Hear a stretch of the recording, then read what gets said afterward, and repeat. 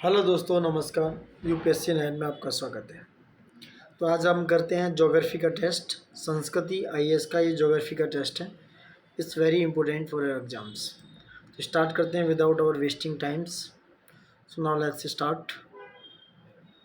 Question number 1 है, दोनों language में है, बाईलिंगुअल है ये। आप जैसे देखना चाहो देख सकते हो, हिंदी इंग्लिश दोनों में। तो क्वेश्चन नंबर 1 है आपकी स्क्रीन पर।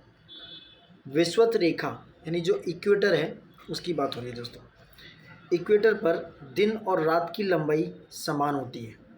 ये एसर्शन और रीजन का क्वेश्चन है।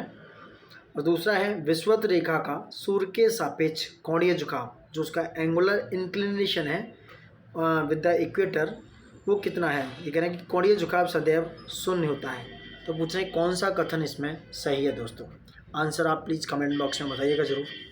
देखिए, विषुवत रेखा जो है दिन और रात समान होते हैं, ये बिल्कुल सही कथन है। क्योंकि विषुवत रेखा का जो सूर्य के सापेक्ष जो कोण है, जैसे कि देखा जाए इस तरीके से ये पृथ्वी है और ये विषुवत रेखा है 0 डिग्री। इसके सापेक्ष जो सन का है, ये सन है एक तरीके से, इसका जो एंगल है वो सीधे इस पर पड़ती है, यानी कि ये सीधे पड़ती है, इसलिए 0 डिग्री का कोण बनाती है। कितना? 0 डिग्री का कोण बनता है। इसलिए विषुवत रेखा पर जो कोण बनता है वो 0 डिग्री बनता है। इसलिए वहाँ पर दिन और रात बराबर होते हैं दोस्तों। क्या होते हैं? दिन और रात बराबर होते हैं। तो ए आर दोनों सत्य हैं। आर ए की सही एक्सप्लेनेशन कर रहा है दोस्तों। क्योंकि पृथ्वी अपने अक्ष पर जो पश्चिम से पूर्व घूमती है, उसके बाद उसको क्या कहते हैं? पृथ्वी की घूर्णन गति कहलाती है। उसे ही परिभ्रमण गति कहते हैं, जिससे दिन और रात का होना पाया जाता है। यानी कि इसी गति के कारण, जो गति घूर्णन गति है, उसी के कारण पृथ्वी पर दिन और रात होते हैं। ठीक है दोस्तों। नेक्स्ट क्वेश्चन है, गुटेनबर्ग असमर्थता। जैसे होता है Gutenberg discontinuity is related to which of the following, यानी किससे संबंधित है। यानी गुटेनबर्ग जो असंबंधता है वो किससे संबंधित है दोस्तों। तो ये 5 तरह की जो असंबंधता है, डिसकंटिन्यूटी है, जो पृथ्वी के लेयर में पाई जाती है। तो यहाँ पूछता है, गुटेनबर्ग की बात करता है। तो गुटेनबर्ग जो है मेंटल और क्रूड के विभाजन से संबंधित है। मेंटल और क्रूड के विभाजन से, यानी कि B is the right answer दोस्तों। B is the right answer regarding this, क्योंकि ये पृथ्वी के लेयर्स की बात होती है। ठीक है। जैसे पहले क्रस्ट है, उसके बाद मेंटल है, उसके बाद कोर है। तो ये कोर और मेंटल के बीच में क्या है, क्रूड के बीच में क्या है, गुटेनबर्ग असमानता पाई जाती है दोस्तों। ठीक है। नेक्स्ट क्वेश्चन है, देखो और भी है, जैसे कॉनराड है जो ऊपरी क्रस्ट और निचले क्रस्ट के बीच में आती है। मोहो है, मोहो जो असमानता है वो क्रस्ट और मेंटल के बीच की बात है। वैसे रैपिटी है, गुटेनबर्ग, आप एक बार गूगल जरूर कीजिएगा। ठीक है। नेक्स्ट क्वेश्चन है, क्योंकि ज़्यादा एक्सप्लेनेशन में जाएंगे तो बहुत लंबा वीडियो हो जाएगा, जिससे शायद आप इरिटेट हो जाए। क्वेश्चन नंबर 3 है। क्वेश्चन नंबर 3 क्या कहता है कि ज्वालामुखी पर्वत हैं और उन्हें मिलाना है। ठीक है। क्वेश्चन को थोड़ा सा अच्छे से पढ़ा करिए, क्योंकि उसको क्वेश्चन पे पकड़ अच्छी होनी चाहिए आपकी। तो जो मोना लोआ है, मोना लोआ जो वल्केनो है, वो कहाँ पर है ये दोस्तों? ये पाया जाता है हवाई द्वीप में। यानी कि 4 कौन से में है, तो आप 4 ए पे लगा के बी मेरे हिसाब से एक तरीके से एलिमिनेशन में आ जाता है। तो B is the right answer, लेकिन फिर भी हम सबको मैच करेंगे। अकांगवा कहाँ है? अकांगवा अर्जेंटीना में है, कोटापेक्सी इक्वाडोर में है, और मेरापी कहाँ है? इंडोनेशिया में। तो 4 3 2 1 सही है इसका। ऑप्शन नंबर बी इसका सही है दोस्तों। ठीक है। मोना लोआ कहाँ पाया जाता है? ये प्रशांत महासागर के हवाई द्वीप पर पाया जाता है। ठीक है। पृथ्वी पर सबसे बड़ा सक्रिय ज्वालामुखी है दोस्तों अकांगवा। दक्षिण अमेरिका की जो अकांगवा है वो दक्षिण अमेरिका की अर्जेंटीना के एंडीज माला में पाया जाता है, एंडीज में। कोटापेक्सी जो है विश्व का सबसे ऊंचा और स्टैटू टाइप का वल्केनो है। ठीक है।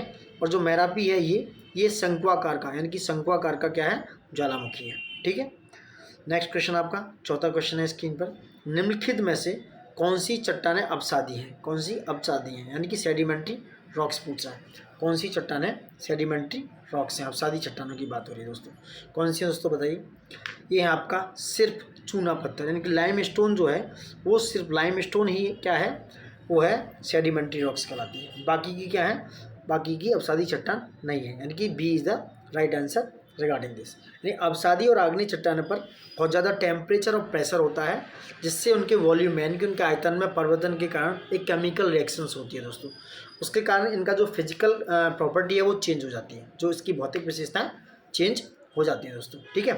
अवसादी चट्टानों के कुछ एग्जाम्पल मैं दे दूँ, जैसे चूना पत्थर हो गया आपका, ठीक है, बालूकास्म हो गया, पिंडशाला, गीजराइट, हेलाइट वगैरह वगैरह। जबकि जो संगमरमर है ये ग्रेनाइट है, क्वार्टजाइट है आदि। ये क्या है? मेटामॉर्फिक। क्या है? मेटामॉर्फिक यानी कि रूपांतरित चट्टान के उदाहरण है दोस्तों। ठीक है, आगे बढ़ते हैं क्वेश्चन नंबर 5 की तरफ। देखो दोस्तों, एक्सप्लेन कर रहे हैं अच्छे से, तो प्लीज़ लाइक और सब्सक्राइब जरूर कीजिएगा, अपने दोस्तों को भेजिए जिससे उन्हें भी थोड़ा फ़ायदा हो, और इसको अच्छे से करिएगा जिससे आपके एग्ज़ाम में एक्यूरेसी बढ़ी रहे और आप अपनी एफिशिएंसी को बढ़ा सकें। ठीक है, तो नेक्स्ट क्वेश्चन आपका 5वां। ये द्वीप दिए हैं, आइलैंड्स की बात कर रहा है, और उनके क्षेत्रफल के अनुसार अवरोही, 2 क्रम होते हैं, अवरोही और आरोही। ठीक है, असेंडिंग और डिसेंडिंग। जैसे यहाँ पर डिसेंडिंग ऑर्डर है। इंग्लिश को भी एक बार जरूर प्लीज़ देख लीजिएगा, क्योंकि English not so much tough, जिससे क्या ना एक एग्जाम में आपके माइंड में वो चीज़ आ जाती है। तो अवरोही क्रम में लगाना है कि किस द्वीप का, किस आइलैंड का एरिया ज़्यादा है। ठीक है, उनकी बात कर रहे हैं। देखो, तो इनमें सबसे पहले देखो, अगर मैं बात करूँ तो ग्रीनलैंड जो है डेनमार्क के पास पड़ता है, ऊपर कहाँ पे पड़ता है? नॉर्थ अटलांटिक यानी आर्कटिक के पास पड़ता है, उसके ऊपर पड़ता है आर्कटिक के पास में। उसका एरिया है सबसे बड़ा, यानी कि नंबर 1 पे आ गया कौन? ग्रीनलैंड, जिसका एरिया अप्रोक्स है करीब 21,75,600 वर्ग किलोमीटर। ठीक है, अप्रोक्स 22 लाख के आसपास आप पकड़ सकते हो। उसके बाद आता है नंबर 2 पे न्यू गिनी। न्यू गिनी का है करीब 7 लाख, यानी कि 8 लाख के आसपास, 7,85,000। ठीक है, उसके बाद आता है नंबर 3 पे आता है बोर्नियो। बोर्नियो जो इंडोनेशिया जावा के पास पड़ता है, इसका जो एरिया है करीब 7.5 लाख, 7.5 लाख स्क्वायर किलोमीटर है। वहीं आता है मेडागास्कर। मेडागास्कर का है करीब 6 लाख के आसपास। तो कौन सा हो गया? 3, 1, 2, 4, जो आंसर है 3, 1, 2, 4, that is called a is the right answer regarding this question. सारे एरिया मैंने बताए हुए, एक बार आप नोट डाउन प्लीज कर लीजिएगा। क्वेश्चन नंबर 6 क्या कहता है? महाद्वीपीय मग्न तट की बात हो रही है दोस्तों। ये क्या है? महाद्वीपीय मग्न तट के संदर्भ में आपको विचार करना है। आपका एक है खनिज संसाधनों की दृष्टि से, यानी कि जो मिनरल्स की बात हो रही है, मिनरल रिसोर्स की पॉइंट ऑफ व्यू से अत्यधिक महत्वपूर्ण क्षेत्र है कौन सा? महाद्वीपीय मग्न तट, जिसे बोलते हैं कॉन्टिनेंटल शेल्फ दोस्तों। ठीक है, वहीं दूसरा है आर्कटिक महासागर में साइबेरियन शेल्फ विश्व में सबसे अधिक चौड़ाई वाला शेल्फ है। ये कह रहा है कि the Siberian shelf in the Arctic ocean in the widest shelf in the world, यानी कि सबसे बड़ा, सबसे चौड़ा शेल्फ है दोस्तों। बताइए आंसर। ऑब्वियस है दोस्तों, दोनों ही इसका आंसर सही है, यानी कि C is the right answer regarding this. ठीक है, महाद्वीपीय शेल्फ जो है प्रत्येक महाद्वीप का जो है आगे तक का पार्ट होता है, जो कि एक तरीके से वो क्या होता है? कॉन्टिनेंटल का पार्ट होता है, एक तरीके से प्लेन पार्ट होता है, वो वाला पार्ट होता है दोस्तों। ठीक है, आप थोड़ा सा डीप में चाहो तो आप गूगल कर सकते हो। ठीक है, गूगल, AI, ChatGPT जो भी चाहो तो कर सकते हो। यहाँ पे थोड़ा सा डिटेल ज़्यादा में नहीं घुसेंगे। नेक्स्ट क्वेश्चन है आपका 7वां। भूमध्य रेखा, यानी कि भूमध्य रेखा पर अवस्थित देश, यानी कि इक्वेटर पर कौन कौन से देश सिचुएटेड है, लोकेटेड है दोस्तों। ठीक है, बताइए कौन कौन से देश हैं, बताइए ऑप्शन। पहले तो एलिमिनेशन मेथड देखिए, क्या बहामास और नाइजर है? बहामास कहाँ है? ये कैरिबियन सी में पड़ता है, तो मेरे ख्याल से ये एलिमिनेट हो सकता है। तो बहामास को आप एलिमिनेट कर दो, 3, 4, 1, 4, ये एलिमिनेशन हो गया। अब बचे आपके पास 1, 2, 3। अब नाइजर देखिए कहाँ पड़ता है? शायद अफ्रीका में, शायद अफ्रीका में पड़ता है, वेस्ट अफ्रीका में पड़ता है, वेस्ट अफ्रीका में। तो इट माइट बी पॉसिबल, हो सकता है, नहीं, नाइजर भी नहीं। तो भूमध्य रेखा पर केवल 13 देश पड़ते हैं, जिसमें सोमालिया और किरिबाती ऐसे हैं जो इक्वेटर पर पड़ते हैं दोस्तों। तो A is the right answer. Niger नहीं पड़ता दोस्तों, क्योंकि नाइजर वेस्ट अफ्रीका का कंट्री है। अब जो 13 देश पड़ते हैं मैं उनके बारे में बात करता हूँ। एक तो है Ecuador, Colombia, Brazil, Congo, Kenya, Somalia, Indonesia, Kiribati, Maldives, Malaysia, Thailand और वियतनाम। हम एशिया से बात करें तो एशिया से 4 कंट्री है। नंबर 1 मालदीव, मलेशिया, थाईलैंड और वियतनाम दोस्तों। ठीक है, और इंडोनेशिया, सॉरी 5 देश हैं जो एशिया से पड़ते हैं। ठीक है, तो 13 कंट्री हैं, कितने? 13 countries are located in the equator. Okay, next question दोस्तों, क्वेश्चन नंबर 6 है। 6 क्या कह रहा है? सॉरी 8 क्वेश्चन क्या कह रहा है?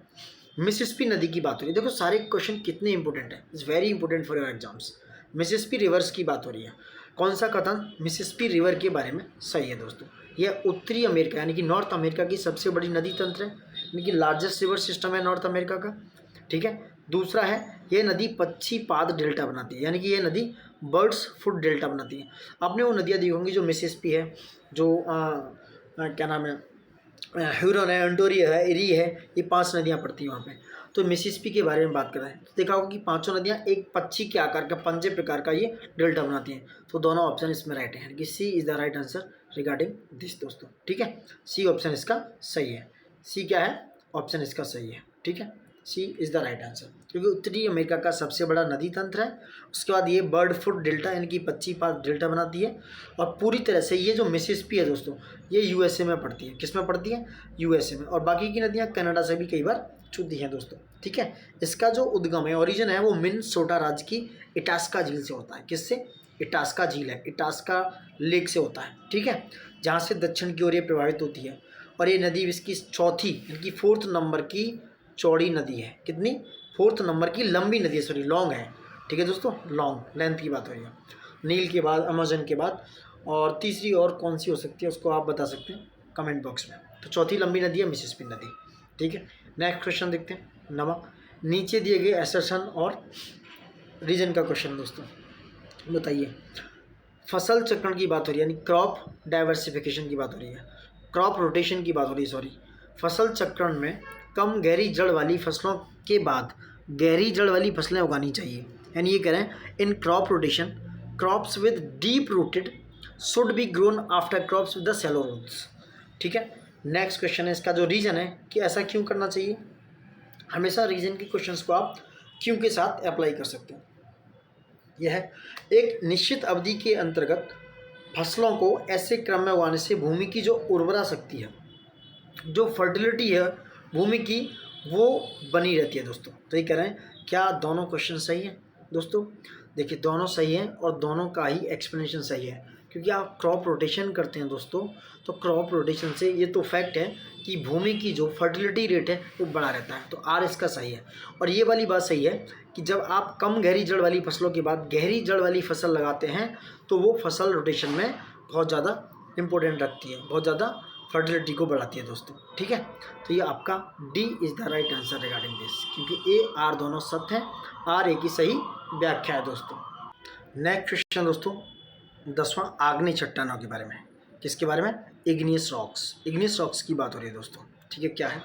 आग्नेय चट्टानों के बारे में है कि इसका निर्माण क्रस्ट के नीचे उपस्थित तप्त एवं तरल मैग्मा के ठंडा होने से होता है। यानी कि it is form by the cooling of hot and liquid magma present beneath the crust, ठीक है। दूसरा है, इन चट्टानों में जीवाश्म की प्रमुखता होती है, यानी कि इन चट्टानों में जीवाश्म पाया जाता है, ऐसा ये बता रहे हैं दोस्तों। तो बताइए ऑप्शन क्या है दोस्तों, कि इन चट्टानों में जो आग्नेय चट्टान है इग्नियस रॉक्स में, आपने एनसीईआरटी में देखो बखूबी पढ़ा होगा कि इग्नियस रॉक्स में दोस्तों, सॉरी इग्नियस रॉक्स में फॉसिल्स नहीं पाए जाते हैं दोस्तों। क्या है? यहाँ पर फॉसिल्स नहीं पाए जाते हैं, ये सेडिमेंट्री रॉक्स में पाए जाते हैं। तो बी आपका सेकंड गलत हो गया दोस्तों, ठीक है। तो सेकंड गलत होने से ये हट गया, ये भी सही होगा, ए के चांस है, ये हो गया, यानी कि ए बचा आपका। ए is the right answer regarding this, क्योंकि जो क्रस्ट के नीचे तप्त एवं यानी कि गर्म तरल मैग्मा के ठंडा होने के बाद इग्नियस रॉक्स यानी आग्नेय चट्टान बनती है दोस्तों, ठीक है। ये रवेदार होते हैं, इन्हें प्राइमरी रॉक्स भी बोलते हैं, क्योंकि ये पृथ्वी की उत्पत्ति के पश्चात सबसे पहले इन्हीं चट्टानों का निर्माण हुआ, ठीक है। ये लेयर्स में पाए जाते हैं, किसमें? लेयर्स में पाए जाते हैं, फॉसिल्स नहीं होते हैं। और सबसे बड़ी बात, ये सबसे ज़्यादा मिनरल्स यानी कि खनिज संसाधनों में युक्त होते हैं, जैसे गोल्ड, चांदी, आयरन एट्सेट्रा एट्सेट्रा, ठीक है। तो आग्नेय चट्टान है वेरी वेरी इंपॉर्टेंट, ठीक है। नेक्स्ट क्वेश्चन आपका 11वां क्वेश्चन क्या कहता है? सूर्य और चंद्रमा की बात करता है, इनके संयुक्त प्रभाव से महासागर यानी ओशियंस में ज्वार भाटा की उत्पत्ति होती है, यानी combined effect of the sun and moon causes tides in the oceans. दूसरा है, विश्व का सबसे ऊंचा ज्वार कनाडा के नोवा स्कोटिया में फंडी की खाड़ी में आता है। यार ये तो हमने पढ़ा है, एनसीईआरटी में शायद पढ़ा है, तो आई थिंक कि बी सेकंड ऑप्शन तो बिल्कुल सही लग रहा है मुझे। चलो इसको हम सही कर देते हैं। दूसरा, क्या सूर्य और चंद्रमा की संयुक्त प्रभाव यानी कि दोनों का टाइडल फोर्स जो फोर्स है और ज्वार भाटा की बहुत ज़्यादा उत्पत्ति करता है? यार ये भी सही है, क्योंकि दो चीज़ें एक साथ अपनी तरफ ग्रेविटी की तरफ अपनी तरफ खींचेंगी, अपनी तरफ अट्रैक्ट करेंगी, तो पानी का जो लेंथ है वो बढ़ेगा ही ना, वो बहुत तेज़ी से आएगा ना ज्वार भाटा। तो दोनों सही लग रहे हैं, यानी कि दोनों ही सही है। C is the right answer regarding this, ठीक है। देख लेते हैं, महासागर का जो है यानी कि ओशियंस का जल स्तर गतिमान होता है दोस्तों, स्तर, ठीक है। इसकी भौतिक विशेषता टेम्परेचर है, इसकी सैलिनिटी है, डेंसिटी है, वगैरह वगैरह। और इस पर जो बाह्य बल है एक्सोजोनिक फोर्स काम करते हैं, सन, मून, एयर, ठीक है, करंट्स वगैरह का भी काम करता है। ये अपने प्रभाव से महासागरीय जल को गति प्रदान करते हैं, यानी कि सन की, मून की, वायु की, करंट की गति क्या है, इसमें मूवमेंट आ जाती है, ठीक है। और सूर्य एवं चंद्रमा का संयुक्त प्रभाव ज्वार भाटा को, यानी कि हाई टाइड की उत्पत्ति होती है, ठीक है, हाई टाइड की उत्पत्ति होती है। और जो सबसे ऊंचा ज्वार है वो कहाँ है, नोवा स्कोटिया में, फंडी बे में दोस्तों, जो ये सही है, ठीक है। ज़्यादा चिपला हो गया, हटा देता हूँ एक बार, आप देख लीजिएगा, ठीक। तो ये 11वें क्वेश्चन का answer C is the right answer regarding this. अब आते हैं 12वें पे। 12वें क्वेश्चन क्या है, सुमेल करना है, जो यूपीपीसीएस का आरओ का फेवरेट क्वेश्चन आते हैं हमेशा, ठीक है दोस्तों। अब हम बात करते हैं दोस्तों, क्या है, मैरियाना महासागरीय गर्त कहाँ है, अटाकामा कहाँ है, डायमेंटेना कहाँ है, प्यूटोरिका कहाँ है, ये आपको पता होना चाहिए बखूबी। देखो मैरियाना की बात करें, पता तो आपको है कि प्रशांत महासागर में है, डिफरेंस ये है कि उत्तरी में है, दक्षिणी में। There is a lot of confusion. खेल एग्जाम सब क्वालिफाई करते हैं, खेल है कन्फ्यूजन का, कन्फ्यूजन सबको है, सारा कन्फ्यूजन है दोस्तों। तो मैरियाना कहाँ है, सबसे बड़ी बात, मैरियाना दोस्तों पड़ता है उत्तरी प्रशांत महासागर में। कहाँ पड़ता है, नॉर्थ पैसिफिक ओशन में। अटाकामा कहाँ पड़ता है, दक्षिणी में, अटाकामा पड़ता है साउथ पैसिफिक ओशन में। और डायमेंटेना कहाँ पड़ता है, डायमेंटेना आपके हिंद महासागर में, कहाँ पे, इंडियन ओशंस में है दोस्तों, ध्यान रखने वाले हैं। और बचा प्यूटोरिको, प्यूटोरिको कहाँ है, अटलांटिक महासागर में, कहाँ पे है, अटलांटिक महासागर में। हमें कीजिए, शायद सी इसका राइट आंसर होगा दोस्तों, ठीक है। 2 3 1 4 राइट है इसके रिगार्डिंग दोस्तों, ठीक है। नेक्स्ट क्वेश्चन आते हैं तेरे, ओजोन परत की बात हो रही है, ओजोन लेयर की बात हो रही है। इस found the following layer of the atmosphere, यानी कि कौन से वायुमंडल में ओजोन लेयर पाई जाती है, आप सबको पता होगा, स्ट्रेटोस्फीयर, समताप मंडल में। कहाँ पाई जाती है, समताप मंडल में। समताप मंडल में करीब 20 किलोमीटर की ऊंचाई के बाद तापमान में अचानक क्या होता है, इंक्रीमेंट आ जाता है, वृद्धि होने लगती है। तो वहाँ पर क्या पाई जाती है, उसमें तापमान स्थिर हो जाता है। ऐसी ओजोन गैसों की उपस्थिति के कारण अल्ट्रावायलेट की पराबैंगनी किरणों को अवशोषित कर टेम्परेचर को बढ़ा दिया जाता है, ठीक है। तो ये समताप मंडल में पाई जाती है। तो समताप मंडल में मौसमी जो गतिविधियाँ हैं, आंधी तूफान वगैरह, इनसे मुक्त होता है। यहाँ पर एयर जो होती है हमारी, एयरक्राफ्ट वगैरह जो उड़ते हैं, यानी कि जो हवाई जहाज वगैरह हैं, वायुयान चालक है, वहाँ पर ही ये उड़ान पसंद करते हैं उड़ाना, क्योंकि वहाँ पर बहुत ज़्यादा शांत एरिया है, ठीक है। तो समताप मंडल इज़ वेरी इंपॉर्टेंट फॉर, तो एयरप्लेन के लिए जरूरी है दोस्तों। अब बात करते हैं प्रति चक्रवात, क्वेश्चन नंबर 14, एंटी साइक्लोन्स की बात हो रही है। एंटी साइक्लोन यानी कि एंटी साइक्लोन के बारे में देखो, ये टॉपिक्स हैं डायरेक्ट, जो मैं लिख कर रहा हूँ ना, ये टॉपिक्स हैं। अब चाहो तो एक बार है ना गूगल, चैट जीपीटी, AIT वगैरह जहाँ भी चाहो, NCERT वगैरह से पढ़ सकते हो अच्छे से। तो प्रति चक्रवात एक टॉपिक है, एंटी साइक्लोन। वैसे तो ये हवाओं के चक्रीय प्रभाव होते हैं, क्योंकि चक्रवात के विपरीत जो हाई प्रेशर है उसके केंद्र में ये बनते हैं दोस्तों, ठीक है। चलो हम बात करते हैं, क्वेश्चन पे आते हैं। इसकी उत्पत्ति उष्णकटिबंधीय निम्न वायुदाब वाले क्षेत्रों में होती है, यानी कि कहाँ ऑरिजिनेट होते हैं, ट्रॉपिकल लो प्रेशर एरियाज में दोस्तों, ठीक है। उसके बाद सही है कि नहीं ये डिसाइड करना है, ये हाई प्रेशर में हो सकते हैं। दूसरा, प्रति चक्रवातों की यानी कि एंटी साइक्लोन के केंद्र में हवाएं ऊपर से नीचे उतरती हैं, जिससे मौसम साफ रहता है। पूछना कि which statement is are correct, ठीक है, कौन सा सही है दोस्तों, बताइए। देखो पहला क्वेश्चन जो है वो गलत है, क्योंकि जो उष्णकटिबंधीय निम्न वायुदाब में ये नहीं बनते हैं, क्योंकि ये जो हवाएं एक चक्रीय प्रवाह है, किंतु चक्रवात के विपरीत इसके केंद्र में निम्न नहीं दोस्तों, हाई, उच्च वायुदाब होता है, हाई प्रेशर होता है, जहाँ ये बनते हैं। तो पहला रॉन्ग हो गया, इसके लिए डी इज द, यानी कि केवल 2 सही है। एंटी साइक्लोन जो है, यानी प्रति चक्रवात के केंद्र में हवाएं ऊपर से नीचे उतरती हैं, जिन्हें क्या बोलते हैं, समदाब रेखाएं कहते हैं, जिससे मौसम साफ रहता है, ठीक है दोस्तों। यहाँ वर्षा की संभावना नहीं रहती है। क्वेश्चन नंबर आते हैं 15 पे।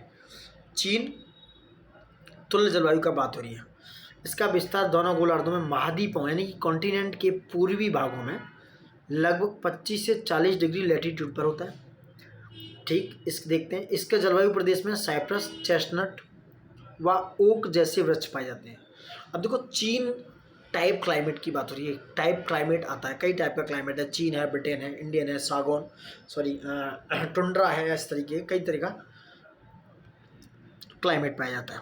तो पहली बात तो सही है कि ये जो कॉन्टिनेंट है उनके पूर्वी भागों में करीब 25 से 40 डिग्री अक्षांश यानी लैटीट्यूड के बीच में पाया जाता है, ये सही। इसके प्रदेश में साइप्रस, चेस्टनट, ओक जैसे वृक्ष पाए जाते हैं, ये भी सही है, क्योंकि यहाँ पर क्या है दोस्तों, चीन तुल्य जलवायु प्रदेश में चौड़ी व नुकीली पत्ती वाले मिश्रित वन पाए जाते हैं, जो पर्णपाती एवं सदाबहार दोनों रूप में मिलते हैं।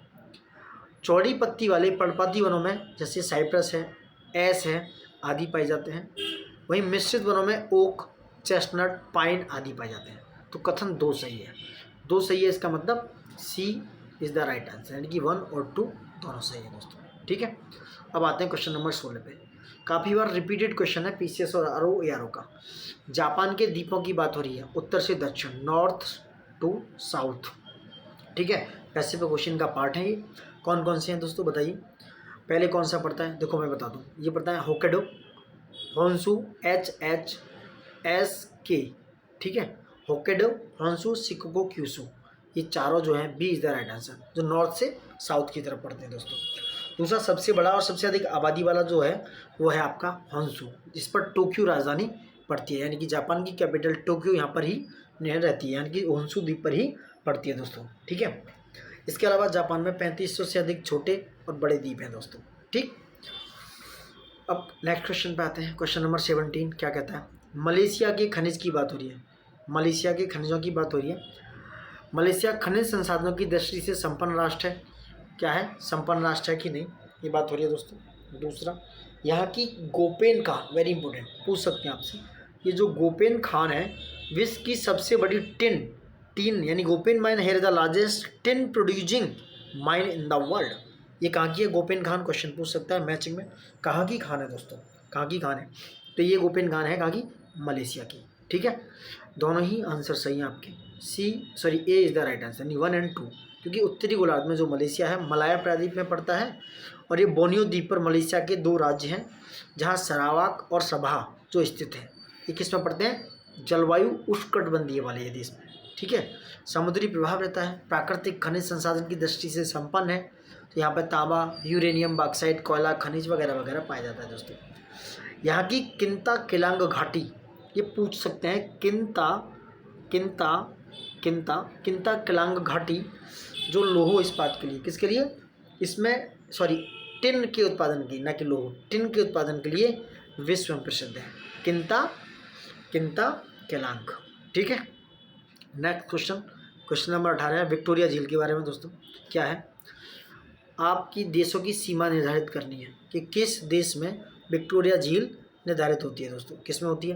देखो तंजानिया एंड युगांडा, कहाँ पर, विक्टोरिया झील जो है सबसे बड़ी उष्णकटिबंधीय यानी ट्रॉपिकल झील है, और दूसरी बैकाल के बाद सेकंड क्या है, मीठे पानी की झील है। ये 3 राज्यों में देश में पड़ती है, केन्या, युगांडा मतलब केन्या, युगांडा और तंजानिया, इसे बोलते हैं KUT। आप इसे याद रखो, केन्या, तंजानिया और युगांडा विक्टोरिया झील को साझा करते हैं। ठीक है, विक्टोरिया झील अपनी उत्तरी भाग में भूमध्य रेखा को छूती है, यानी कि नॉर्थ में। यह करीब 80 मीटर की अधिकतम गहराई के साथ अपेक्षाकृत स्वैलो झील है, उथली झील है दोस्तों, कैसी है, स्वैलो।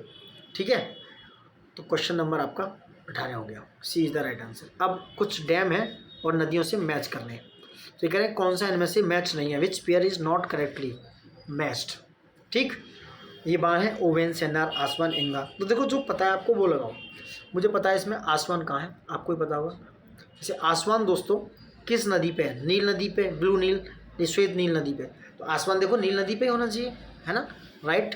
तो आसवान बांध जो है किस पे है, नील नदी पे, तो सी राइट है। पूछना गलत कौन सा है, आपको सेन्नार बांध पता होगा क्योंकि सेन्नार बांध ब्लू नदी पर है, ओवेन बांध पता होना चाहिए, ये श्वेत नदी पे है। गलत कौन सा हुआ, इंगा बांध, इंगा बांध जाम्बेजी नदी पे नहीं है दोस्तों, किस पर है, इंगा बांध है जायरे नदी पे, किस पे, जायरे को बोलते हैं कॉन्गो नदी, यानी कि जायरे कॉन्गो नदी पर है इंगा बांध। ठीक है, ओवेन होगा श्वेत पर, सेन्नार हो गया ब्लू नील पर, आसवान नील पर, इंगा हो गया जायरे, दैट इज कॉल्ड कांगो नदी। क्वेश्चन नंबर 20 क्या है, निम्नलिखित एसेशन और रीजन वाला क्वेश्चन है दोस्तों। क्वेश्चन नंबर है कि जलोढ़ मृदा गहन कृषि के लिए उपयुक्त मानी जाती है, alluvial soil is suitable for intensive agriculture, किसके लिए, गहन कृषि, इंटेंसिव कल्चर, एग्रीकल्चर के लिए दोस्तों। ठीक, नेक्स्ट है, इस मृदा में नाइट्रोजन, ह्यूमस, फास्फोरस की अधिकता होती है। जलोढ़ में वैसे ये बात तो सही है कि नाइट्रोजन, फास्फोरस वगैरह पाया जाता है, तो मेरे हिसाब से ए इज़ द राइट आंसर। नहीं दोस्तों, ए सत्य है, आर असत्य है दोस्तों। क्यों, क्योंकि इसमें जो है नाइट्रोजन, फास्फोरस, ह्यूमस की कमी पाई जाती है। पोटास की मात्रा जलोढ़ मृदा में सबसे ज़्यादा होती है, पोटास की। किसकी? पोटास की होती है। ठीक, पोटास सबसे ज़्यादा पाया जाता है। But A is the right answer, क्योंकि जलोढ़ मृदा में है, इंटेंसिव एग्रीकल्चर के लिए वो बहुत ज़्यादा इफेक्टिव है, बहुत ज़्यादा क्या है, सुटेबल है दोस्तों। ठीक है, तो A is the right answer regarding this. C option इसका सही, क्योंकि ए सही है यानी कि सत्य, और आर इसका असत्य है, क्योंकि यहाँ पे नाइट्रोजन, ह्यूमस, फास्फोरस की कमी पाई जाती है। ठीक है दोस्तों, नेक्स्ट क्वेश्चन आते हैं 21। राष्ट्रीय पवन ऊर्जा संस्थान उसके बारे में बात करता है, किस स्थान पर अवस्थित है दोस्तों, बताइए। तो राष्ट्रीय जो पवन ऊर्जा संस्थान है दोस्तों, वो आपका स्थित है चेन्नई में। कहाँ पर है? चेन्नई। जो 1998 में चेन्नई में ही एक अंडर द रिन्यूएबल एनर्जी यानी कि नवीकरणीय ऊर्जा मंत्रालय के अंतर्गत इसको बनाया गया था दोस्तों। ठीक है, कहाँ पर है? चेन्नई में। नेक्स्ट क्वेश्चन है आपका क्वेश्चन नंबर 22, पोलावरम परियोजना के संदर्भ में। किसके? पोलावरम परियोजना के संदर्भ में है। क्या है ये? तेलंगाना राज्य की एक बहुउद्देशीय परियोजना है। ठीक है दोस्तों। दूसरा, यह परियोजना कृष्णा नदी पर स्थित है। तो बता रहे हैं कौन सा सही है।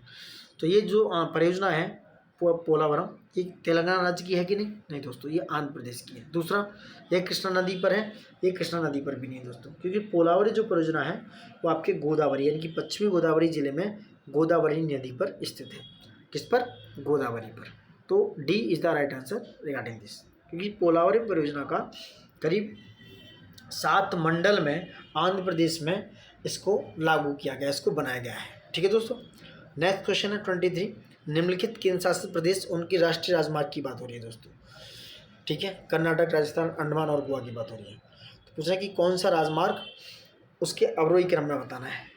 किसमें? अवरोही क्रम, यानी कि आपको बताना है डिसेंडिंग ऑर्डर में। ठीक, कौन सा ज़्यादा है, कौन सा कम है। तो बताइए ऑप्शन क्या है इसका। देखो ऑप्शन में सबसे पहले सबसे जो ज़्यादा है वो है राजस्थान यानी कि 2, दूसरा है इसका कर्नाटक 1, फिर अंडमान, फिर गोवा, क्योंकि गोवा सबसे छोटा राज्य है। तो C is the right answer according to the question. लेकिन अगर देखा जाए अवरोही क्रम में सबसे ज़्यादा राष्ट्रीय राजमार्ग की लंबाई कहाँ कहाँ पर है, तो मैं बताता हूँ। सबसे पहले है महाराष्ट्र, जिसमें है करीब 18,459 किलोमीटर, करीब 18,500। उसके बाद है यूपी, उत्तर प्रदेश में है करीब 12,500 किलोमीटर। फिर है राजस्थान, राजस्थान में है करीब 10,000 के आसपास। फिर मध्य प्रदेश, फिर कर्नाटक, गुजरात, गोवा, अंडमान निकोबार दोस्तों। ठीक है, तो option is C is the right answer regarding this. ठीक है, कर्नाटक, राजस्थान, गोवा और सॉरी क्या नाम है, अंडमान और गोवा। ठीक, क्वेश्चन नंबर आते हैं नेक्स्ट पे।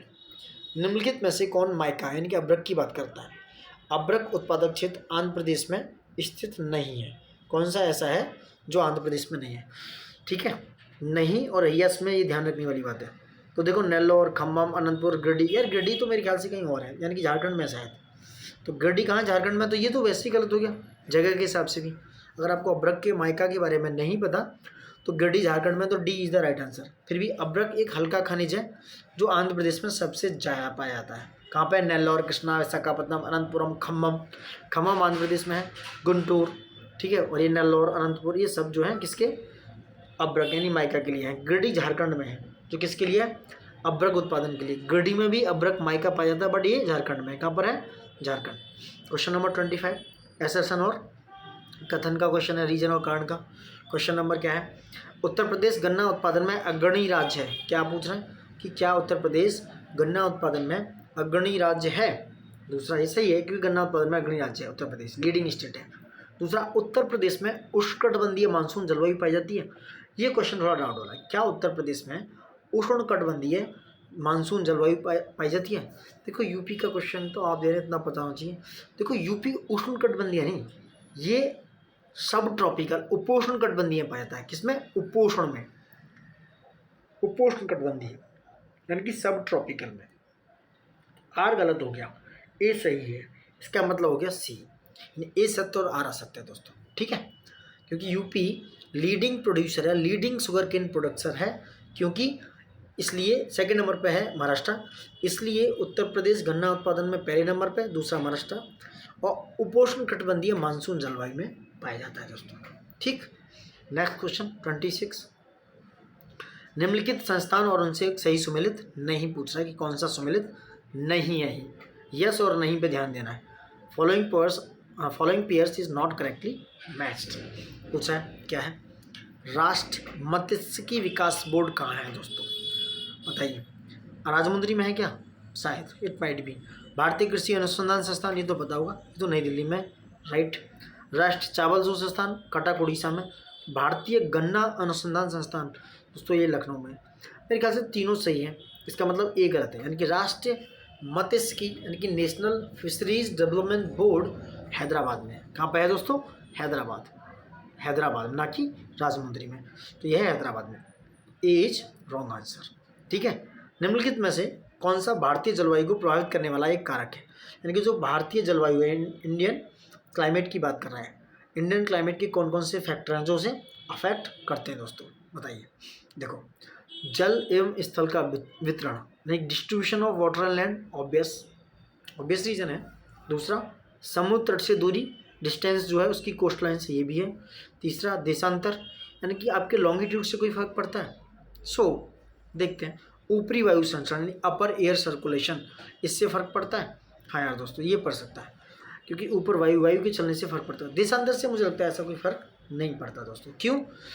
लैटिट्यूड यानी कि जो अक्षांश हैं उनसे फर्क पड़ता है, लॉन्गिट्यूड से नहीं। तो थर्ड रॉन्ग होने से ये गलत। ए इज द राइट आंसर, यानी कि 1 to 4। जल एवं स्थल का वितरण, समुद्री तट और ऊपरी वायु संचरण। और क्या कारक हो सकते हैं? देखो, अक्षांश हो गया, हिमालय पर्वत यानी कि जो हिमालय है वहाँ से जो मेडिटेरेनियन सी से जो हवाएं आती हैं, ठंडी हवाएं वो रुकती हैं। जल तथा स्थल का वितरण हो गया, समुद्र से ऊंचाई होगी, ऊपरी वायु संचरण हो गया। तो ये सारे कारक क्या हैं? डिपेंड करते हैं ये इंडियन क्लाइमेट में।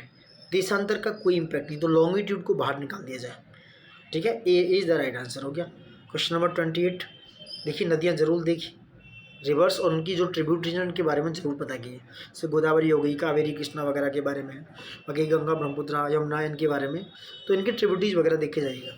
तो गोदावरी यानी कि गोदावरी की ट्रिब्यूटरीज, सहायक नदियाँ पूछना दोस्तों, कौन कौन सी हैं बताइए।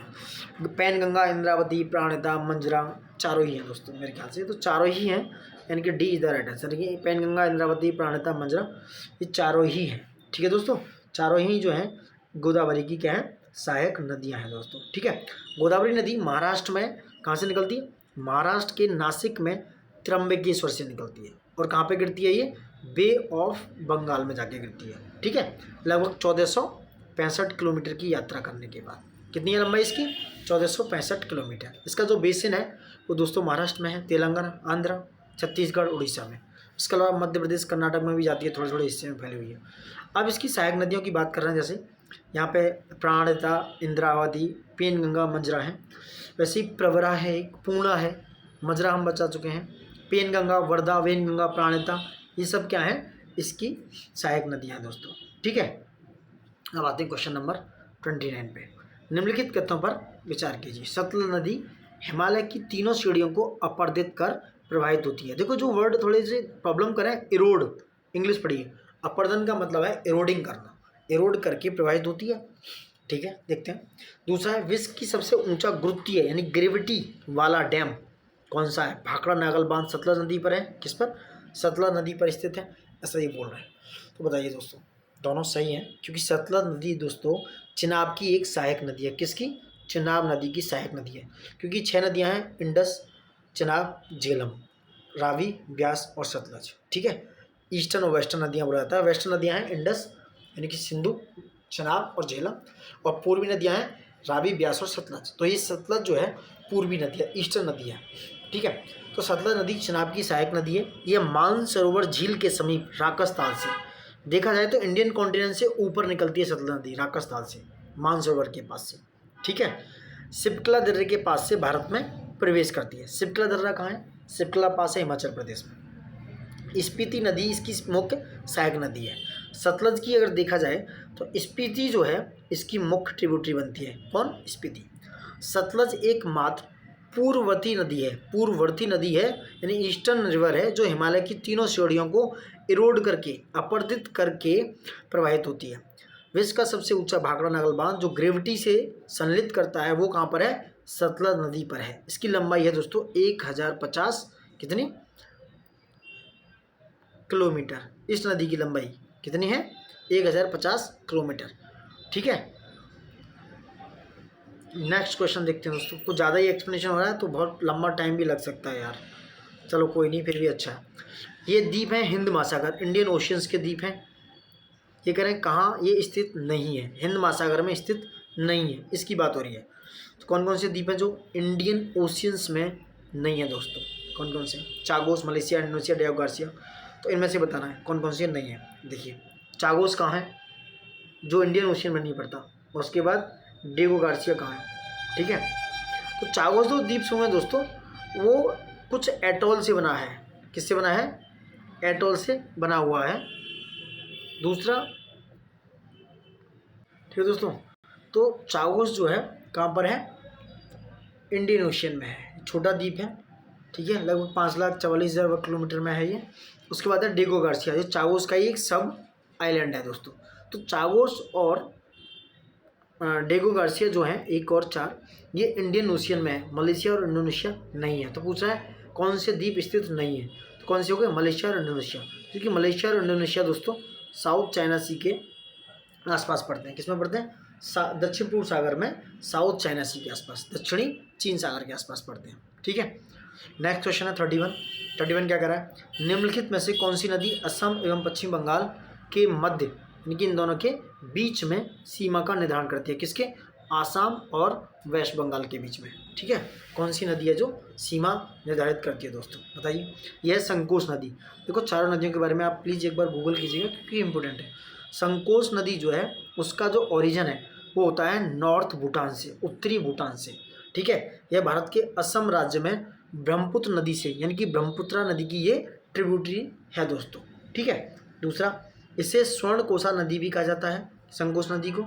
भारत में प्रवेश करने के बाद यह असम और पश्चिमी बंगाल के बीच में एक सीमा का निर्धारण करती है, यानी कि सीमा बनाती है। लोहित के और तीस्ता ये भी ब्रह्मपुत्र की सहायक नदियाँ, इनके बारे में आप देख सकते हैं। ठीक है, दूसरा है क्वेश्चन नंबर 32, क्या है? ये खनन क्षेत्र है और इन्हें खनिज से मिलाना है। मलाजखंड, गोरमशानी, जादूगोड़ा, तलचर, ये आपको पता होना चाहिए। तो जो आपको पता है पहले उसे लगाओ कि जादूगढ़ा में क्या पाया जाता है। तो यार शायद यूरेनियम पाया जाता है, यानी कि जादूगढ़ा में यूरेनियम। तलचर में शायद, तलचर उड़ीसा में दोस्तों, जादूगढ़ा ये कहाँ पर है? ये शायद झारखंड में है। ठीक है, तो झाड़ूगढ़ा में यूरेनियम हो गया, तलचर उड़ीसा में तो कोयला हो गया। गोरमशानी दोस्तों ये भी कहाँ पर है? ये तांबा पाया जाता है इसमें, नहीं, जस्ता पाया जाता है। और मलाजखंड में तांबा पाया जाता है दोस्तों। तो ये हो गया, यानी कि 2, 1, 3, 4। Option is B is the right answer regarding this, यानी कि मलाजखंड तांबा, गोरमशानी जस्ता, और उसके बाद जादूगढ़ा यूरेनियम और तलचर में कोयला पाया जाता है। ठीक है, तो B is the right answer. निम्नलिखित में से, क्वेश्चन नंबर 33 बात है, निम्नलिखित में से कौन सा मध्य भारत में स्थित पहाड़ियों का पूर्व से पश्चिम, देखो ये क्वेश्चन आते ही हैं यार, पश्चिम से पूर्व, उत्तर से दक्षिण, पश्चिम से पूर्व और पूर्व से पश्चिम की ओर सही अनुक्रम है। तो यहाँ पूछ रहा है पूर्व से पश्चिम की ओर सही क्रम क्या है, कौन सा सीक्वेंस है दोस्तों? यानी मैकाल, महादेव, सतपुड़ा, महादेव, मैकाल, सतपुड़ा, सतपुड़ा, महादेव, मैकाल, सतपुड़ा, मैकाल, महादेव। बताइए। तो दोस्तों सिंपल सी कहानी है, मैकाल और महादेव और सतपुड़ा ये हैं पूर्व से पश्चिम। पश्चिम से पूर्व तो सतपुड़ा पड़ता, यानी सतपुड़ा है, सतपुड़ा के विंध्यन है, उसके बाद यहाँ पे कैमूर है, फिर महादेव पहाड़ियाँ हैं, फिर मैकाल पड़ता है। मैकाल रेंज अमरकंटक के आसपास पड़ती है। तो यहाँ अगर वेस्ट से ईस्ट जाते तो सतपुड़ा, महादेव, मैकाल लगा देते, लेकिन यहाँ पूछ रहा है पूर्व से पश्चिम, इधर से इधर, ईस्ट ये और वेस्ट इधर। तो ये हो गया मैकाल, महादेव और सतपुड़ा दोस्तों। ठीक है, ए इज़ द राइट। अब जो मैकाल पर्वतमाला है वो कहाँ है, इसकी बात कर रहा हूँ मैकाल की। ये कहाँ पर है? ये छत्तीसगढ़ के कवर्धा जिले में सतपुड़ा पर्वतमाला के पूर्वी भाग पर है, यानी कि सतपुड़ा का ही पार्ट है ये मैकाल। और मध्य प्रदेश के अनूपपुर जिले में स्थित है। किसमें है ये? एमपी के अनूपपुर जिले में दोस्तों। दूसरा, इसकी सबसे ऊंची चोटी है अमरकंटक, मैंने जो भी बताई थी, जहाँ से नर्मदा, महानदी और सोन 3 नदियाँ निकलती हैं। ठीक, उसके बाद महादेव पहाड़ियाँ। ये सतपुड़ा पर्वतमाला का उत्तरी भाग है। कौन सा है? नॉर्थ वाला भाग। किसका? इसी का, सतपुड़ा का नॉर्थ भाग है। यह मध्य प्रदेश की एक पहाड़ी श्रेणी है दोस्तों। वहीं सतपुड़ा पर्वतमाला की बात करें, यह विंध्य पहाड़ियों की दक्षिण की ओर है। जो ऊपर विंध्य है और नीचे क्या है? सतपुड़ा, और बीच में नर्मदा नदी बह रही है। यानी विंध्य, उसके बाद नर्मदा, उसके बाद सतपुड़ा, ये इसका सीक्वेंस है। वहाँ पे क्या है? नर्मदा नदी बह रही है इनके समानांतर। ठीक है, और ये जो पर्वतमाला है पूर्वी गुजरात से निकलती हैं और महाराष्ट्र, मध्य प्रदेश की सीमा बनाते हुए छत्तीसगढ़ तक जाती हैं। ठीक है दोस्तों, तो इनका क्रम हो गया मैकाल, महादेव और सतपुड़ा, पूरब से पश्चिम। ठीक, राइट आंसर है इसका ए। क्वेश्चन नंबर आते हैं आपके दोस्तों, थोड़ा मिटा देते हैं, 1 मिनट, ये थोड़ा घिसपिच हो गया था इसलिए मिटाया। क्वेश्चन नंबर 34, रचना दोआब निम्नलिखित में से किन नदियों के मध्य अवस्थित है? रचना दोआब की बात हो रही है, बहुत इंपॉर्टेंट है दोस्तों। ये करीब 4 तरीके के दोआब हैं इनकी हम बात कर रहे हैं। तो रचना दोआब, रचना र मतलब रावी च रचना, तो ये हो गया ए इज द राइट आंसर। रचना एवं चनाब का हो गया ए, क्या हो गया ए, रचना और रावी एंड चनाब। अब रावी और ब्यास की बात करें तो कौन सा है? रावी और ब्यास पे दोस्तों बारी दोआब, क्या है? बारी दोआब। ब्यास और सतलज की बात करें, बिष्ट दोआब, बिष्ट। उसके बाद हो गया चाच, यानी कि चनाब और झेलम, चाच दोआब, चाच। ठीक है, तो ये 2 नदियों के बीच का क्षेत्र कहलाता है, उन्हें कहते हैं दोआब। जैसे गंगा और यमुना के बीच की भूमि, उसी तरीके से उसको कहते हैं दोआब, मतलब 2 नदियों के बीच का क्षेत्र। ठीक, क्वेश्चन नंबर 35, निम्नलिखित युग्मों को एक दूसरे से सम्मिलित करना है। बहुत सही से सम्मिलित करो, यानी कि सही से कौन सा सही सुमेलित है? एक सुमेलित है, बाकी ये सब गलत हैं दोस्तों। तो देखो अच्छा क्वेश्चन है, क्वेश्चन ऐसे करिए। क्वेश्चन नंबर 35 में जोहार घाटी कहाँ पर है दोस्तों? जोहार घाटी कहाँ पे है? ये कहाँ पे है? उत्तराखंड में। ठीक है, सही जो है क्या है? ये युमथांग घाटी आया हुआ क्वेश्चन है, शायद सिक्किम में है। जोहार घाटी आपके कहाँ? उत्तराखंड में। कहाँ पे? उत्तराखंड में दोस्तों। कहाँ पे है? उत्तराखंड में। जोहार घाटी आपके उत्तराखंड के पिथौरागढ़ जिले में गौरी गंगा नदी के किनारे स्थित है। ठीक है, ये पहले तिब्बत के रूप में एक व्यापार का मार्ग हुआ करता था दोस्तों। ठीक है, वहीं बात करते हैं मालना घाटी, ये कहाँ पर है? हिमाचल प्रदेश में। मालना घाटी आपकी है ये हिमाचल प्रदेश में। युमथांग घाटी है ये गंगटोक से 140 किलोमीटर दूर है। ठीक है, कहाँ पर है? सिक्किम में दोस्तों। अराकू घाटी, अराकू जो वैली पड़ती है दोस्तों आंध्रा में पड़ती है, आंध्र प्रदेश में। देखा होगा अराकू कॉफ़ी बहुत ज़्यादा फेमस है वहाँ पे। ठीक है, तो आंध्र प्रदेश के अल्लू श्री सीताराम राजू जो एक फॉर्मर फ्रीडम फाइटर थे, उनका एक हिल स्टेशन है उनके नाम से। ठीक है, तो ये पूरी घाट में पाई जाती है, यहाँ पे बहुत सारी ट्राइब्स रहती हैं। तो अराकू घाटी अराकू कॉफ़ी के नाम से भी फेमस है, ये आंध्रा में। अराकू आंध्रा में हो गई, युमथांग होगी सिक्किम, मालना होगी हिमाचल और जोहार घाटी होगी उत्तराखंड में। Very very important. Question number 36, निम्नलिखित में से कौन उत्तर पश्चिम भारत में होने वाली, थोड़ा मिटा देता हूँ उसको ना, 1 मिनट। उत्तर पश्चिम, ये कह रहे हैं उत्तर पश्चिम भारत में होने वाली, उत्तर पश्चिम भारत में होने वाली शीतकालीन वर्षा का कारण है। शीतकालीन वर्षा की बात कर रहे हैं, यानी कि जो नॉर्थ वेस्ट इंडिया में विंटर रेनफॉल होता है उसकी बात हो रही है। कौन कौन से कारण हैं? बहुत अच्छा क्वेश्चन है दोस्तों। देखो मानसून वगैरह के जो क्वेश्चन है वो एनसीईआरटी से आप देख सकते हो। ठीक है, मानसून वगैरह के एनसीईआरटी में अच्छा दिया हुआ है। अब बात करते हैं कौन सा है, कौन कौन से इसमें हैं दोस्तों जो कि मानसून के लिए इसका शीतकालीन वर्षा का कारण बनता है। कौन सी? ट्रेड विंड, मानसून का निवर्तन, पश्चिमी तट पर चक्रवातों का आगमन या पश्चिमी विक्षोभ। बताइए, ऑप्शन है पश्चिमी विक्षोभ, यानी कि वेस्टर्न डिस्टर्बेंस। जो पश्चिमी विक्षोभ है, जैसे हम ऐसे इंडिया बनाते हैं मैप, यहाँ पर नहीं रहा सही से, 1 मिनट, इस तरीके से है ये मैप हमारा। जो पश्चिमी विक्षोभ है, यहाँ मेडिटेरेनियन सी पड़ता है, यहाँ पे यहाँ से आती है हवाएं, तो यहाँ पर वर्षा करता है पश्चिमी विक्षोभ से, यहाँ पे वर्षा होती है। ज़्यादातर वर्षा पश्चिमी विक्षोभ से यहाँ होती है। जो उत्तर पश्चिम भारत में ठंडों में वर्षा करता है, तो ये नॉर्थ वेस्ट वाला जो उत्तर प्रदेश दिल्ली ये वाला जो एरिया है, यहाँ पे वर्षा करता है ये वाला एरिया। तो जो वेस्टर्न डिस्टर्बेंस है दोस्तों, भूमध्यसागरीय क्षेत्र में उत्पन्न होता है, ये कहाँ पर? मेडिटेरेनियन सी में, जैसे मैंने बताया। और ये बाह्य उष्णकटिबंधीय आंधी की तरह काम होते हैं, वैसे उत्पन्न होते हैं, क्योंकि लो प्रेशर और हाई प्रेशर वाला एरिया होता है। भूमध्य सागर, अटलांटिक महासागर और कैस्पियन सागर जो बीच में पड़ते हैं यहाँ पर, उनसे क्या है, ये क्या लेते हैं? मॉइस्चर, नमी लेते हैं। ठीक है, वहाँ से ये मॉइस्चर लेते हैं और अचानक सडन वर्षा, ठीक है, और बर्फ़ के रूप में जो नॉर्थ इंडिया है, जहाँ नॉर्थ इंडिया वाला पार्ट है ये वाला, वहाँ पर भयंकर वर्षा करते हैं, जैसे भारत, पाकिस्तान, नेपाल, ये समय। यहाँ ठंड में जो है, यानी कि बरसात में, सॉरी ठंड में यानी विंटर में, भारतीय उपमहाद्वीप का जो नॉर्थ वेस्ट पार्ट है वहाँ पे सडन वाली बरसात, जैसे देखा कई बार जम्मू कश्मीर में या कई लद्दाख में बादल फट गया, शिमला में, हिमाचल में, तो इस तरह की घटनाएं होती रहती हैं। तो इन्हें कहते हैं वेस्टर्लीज। ये गैर मानसूनी वर्षा का एक स्वरूप होता है जिन्हें कहते हैं वेस्टर्लीज, यानी कि that is called western disturbance, पश्चिमी विक्षोभ। कई बार क्वेश्चन आया है, पश्चिमी विक्षोभ को आप यूट्यूब पे करके किसी और वीडियो में देख सकते हो अच्छे से। ठीक है, तो ये हो गया आपका पश्चिमी विक्षोभ की वजह से शीतकालीन वर्षा का उत्तर पश्चिम में होना। ठीक है, नेक्स्ट क्वेश्चन है, क्योंकि ये बहुत लंबा हो गया क्वेश्चन। आंसर 37 की बात करते हैं, लेटराइट मिट्टी, लेटराइट सॉइल। देखो मृदा पे काफ़ी क्वेश्चन आ रहा है, देख के जाइएगा। लेटराइट मृदा के संदर्भ में निम्नलिखित तत्वों पर विचार करना है। ठीक है, with the reference to laterite soil consider the following statement. ठीक है, मिटा देते हैं सर को, 1 मिनट। लेटराइट सॉइल्स की बात हो रही है, ठीक। तो ये है लेटराइट सॉइल्स के बारे में कि क्या है लेटराइट सॉइल। मालाबार तटीय प्रदेश में इस मृदा की प्रधानता है। अब मालाबार पड़ता कहाँ है ये ध्यान रखो, माइंड चलना चाहिए, मैप तुम्हारे दिमाग में होना चाहिए। मालाबार जो है कहाँ पड़ता है, केरला वाला एरिया है। यानी कि अगर हम देखा जाए तो इंडियंस का ये वाला एरिया है यार, ये मैप इस तरीके से बनाते हैं, ये वाला एरिया इस तरीके से, ये केरला वाला एरिया है मालाबार, ठीक है। वहाँ पर इस लेटराइट मृदा की प्रधानता है। देखते हैं, यह मृदा बागानी मतलब प्लांटेशन क्रॉप्स के लिए उपयुक्त है, दोनों से है। लेटराइट मृदा जो है हमेशा कर्नाटक और केरला वाले फील्ड में ही अधिक मात्रा में पाई जाती है, अधिक मात्रा में।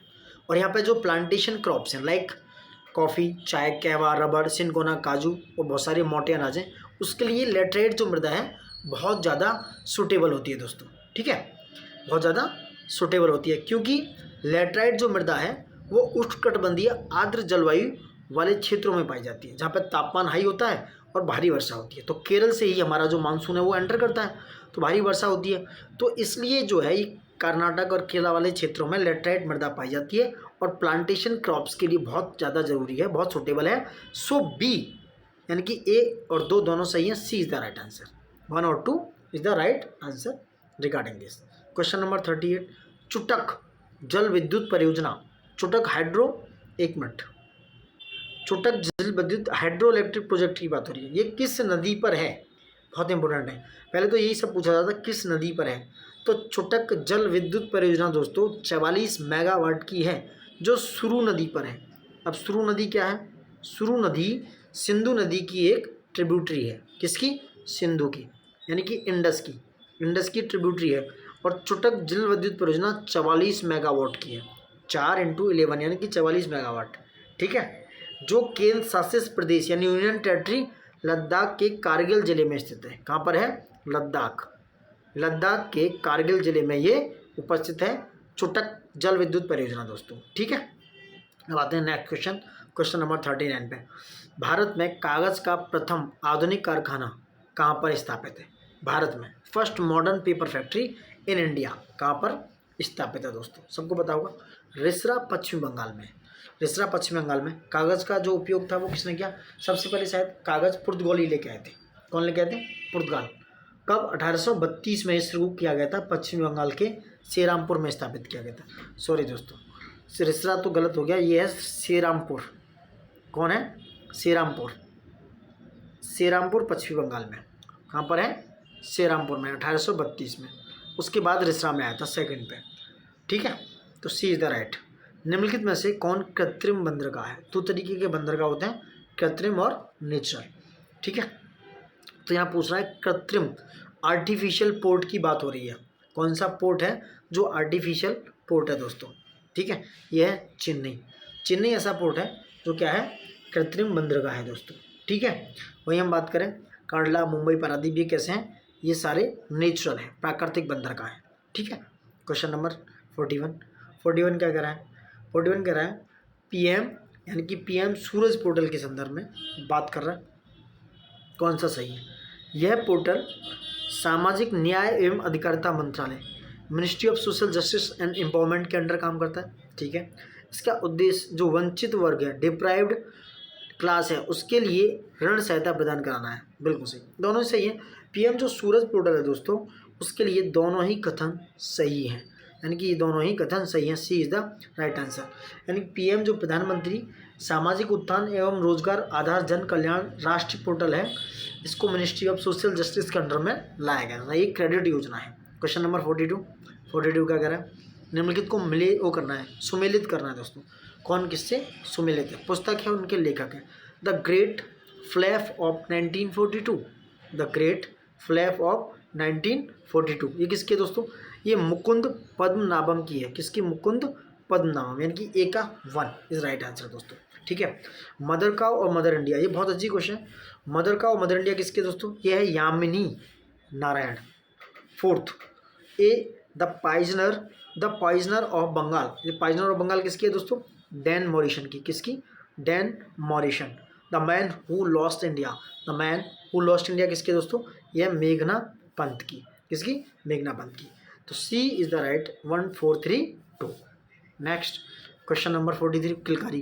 किलकारी कार्यक्रम के बारे में दिया गया है कि किस मंत्रालय के अंतर्गत प्रारंभ किया गया था दोस्तों? बताइए। किलकारी मतलब बच्चे किलकारी मारते हैं, तो Kilkari program is comes under from the ministry of health and family welfare, यानी कि स्वास्थ्य एवं परिवार कल्याण मंत्रालय। 43 का ए, ठीक है, 43 का ए।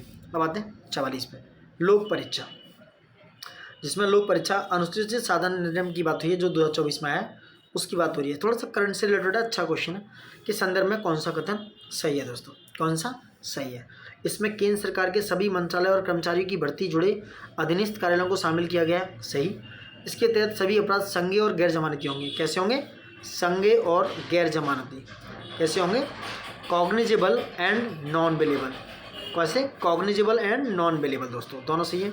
ये कानूनी अपराध 5 लाख रुपए जुर्माने के साथ 6 महीने की कैद का प्रावधान है। ये थोड़ा डाउट है दोस्तों, क्योंकि इसमें 10 लाख रुपए और 3 से 5 वर्ष की कैद का प्रावधान है। सो तीसरा गलत, इसके लिए 1 और 2 सही। ए इज़ द राइट आंसर। अब करते हैं 45 की बात। 45, कौन सा जोड़ा? जोड़े बहुत बनाता है ये एग्जाम, ठीक है, जोड़े बहुत बनाता है। कौन सा जोड़ा सही सुमेलित है? क्वेश्चन नंबर 1, पहली बैटरी ऊर्जा भंडारण गीगा फैक्ट्री की स्थापना, यानी कि first battery energy storage giga factory establish कहाँ की गई थी दोस्तों? ठीक है, बताइए। शायद जम्मू कश्मीर, देखते हैं ये सही हो सकता है। पहला राष्ट्रीय डॉल्फिन अनुसंधान केंद्र की स्थापना, ये कहाँ किया गया था? पहला डॉल्फिन केंद्र कहाँ किया गया था? भागलपुर के, शायद बिहार में, तो ये बिहार सही है, ये भी सही है। पहला कौशल भारत केंद्र की स्थापना Orissa. D is the right, तीनों सही हैं दोस्तों। पहला जो battery energy storage giga factory Jammu Kashmir, दूसरा जो है national dolphin research centre Bihar, और पहला स्किल इंडिया सेंटर एस्टेब्लिश किया गया दोस्तों उड़ीसा में। कहाँ पर? उड़ीसा के संबलपुर में। कहाँ पर? संबलपुर, ठीक है, संबलपुर डिस्ट्रिक्ट में। अब क्वेश्चन नंबर 46 पे आते हैं। क्या है? इनसेट 3DS, ये कम्युनिकेशन सैटेलाइट है। कौन सा सैटेलाइट है? Communication satellite. इनसेट 3DS एक संदर्भ में विचार करना है। ये एक अत्याधुनिक मौसम उपग्रह है, ठीक है, वेदर सैटेलाइट है, सही है। ये GSLV F-14 रॉकेट से इसको उड़ाया गया था, लॉन्च किया गया था, बिल्कुल सही है। दोनों ही सही हैं दोस्तों, दोनों ही सही हैं। साइंस पे काफ़ी अच्छे क्वेश्चंस पूछते हैं, तो प्लीज़ एक बार सही से देखिएगा। 17 फरवरी 2024 को सार यानी कि सतीश धवन अंतरिक्ष केंद्र से मौसम उपग्रह यानी कि वेदर सैटेलाइट इनसेट 3DS को लॉन्च किया गया GSLV F-14 रॉकेट से, ठीक है। किससे? इनसेट 3D को दोस्तों, इनसेट 3DS को। क्वेश्चन नंबर 47, गगनयान मिशन पर अंतरिक्ष यात्रियों की मदद के लिए सखी ऐप, जो सखी ऐप है उसको लॉन्च किया गया। किसके द्वारा विकसित किया है इन्होंने? यानी ये कह रहे हैं सखी ऐप किसके द्वारा दोस्तों लॉन्च किया गया? किसके द्वारा लॉन्च किया गया? ये किया गया दोस्तों विक्रम साराभाई अंतरिक्ष केंद्र। विक्रम साराभाई अंतरिक्ष केंद्र जो थुम्बा, कहाँ पे है? थुम्बा में, तिरुवनंतपुरम केरला में, वहाँ पर सखी ऐप को विकसित किया गया क्योंकि ये गगनयान मिशन है, वहाँ पर जो अंतरिक्ष यात्री हैं उनको महत्वपूर्ण टेक्नोलॉजिकल जानकारी प्राप्त कराएगा, ठीक है। जो विक्रम साराभाई अंतरिक्ष केंद्र है, ये रॉकेट प्रौद्योगिकी यानी कि उसकी टेक्नोलॉजी के डिजाइन और विकास के लिए इसरो का एक बहुत प्रमुख केंद्र है दोस्तों, ठीक है, जो कहाँ पे है? थुम्बा, तिरुवनंतपुरम केरला में। 48 की बात करें, इरास्मस पुरस्कार 2024, आप 2025 देख सकते हो, 2024 भी देख के जाइएगा। दोनों एग्जाम, दोनों ही बहुत ज़रूरी हैं, आप अवॉइड नहीं कर सकते, क्योंकि हो सकता है कि ऑप्शन में दोनों दे दें। तो इरास्मस 2024 पूछ रहे हैं, किसको दिया गया था दोस्तों? ये दिया गया अमिताभ घोष को। किसको? अमिताभ घोष को। इनकी बुक थी स्मोक एंड एसेस, ठीक है, स्मोक एंड एसेस। भारतीय 24 में जलवायु परिवर्तन संकट को इसमें इरास्मस पुरस्कार किसके लिए दिया था? ये क्लाइमेट चेंज, जलवायु परिवर्तन के लिए दोस्तों। 49, असम का जो माजुली मुखौटा है, यानी एक तरीके का क्या है, इसके कथनों में बताना है कि कौन सा सही नहीं है असम के माजुली मुखौटे के संदर्भ में, ठीक है, कौन सा सही नहीं है। इसका भौगोलिक संकेतक GI टैग प्रदान किया गया है, सही है।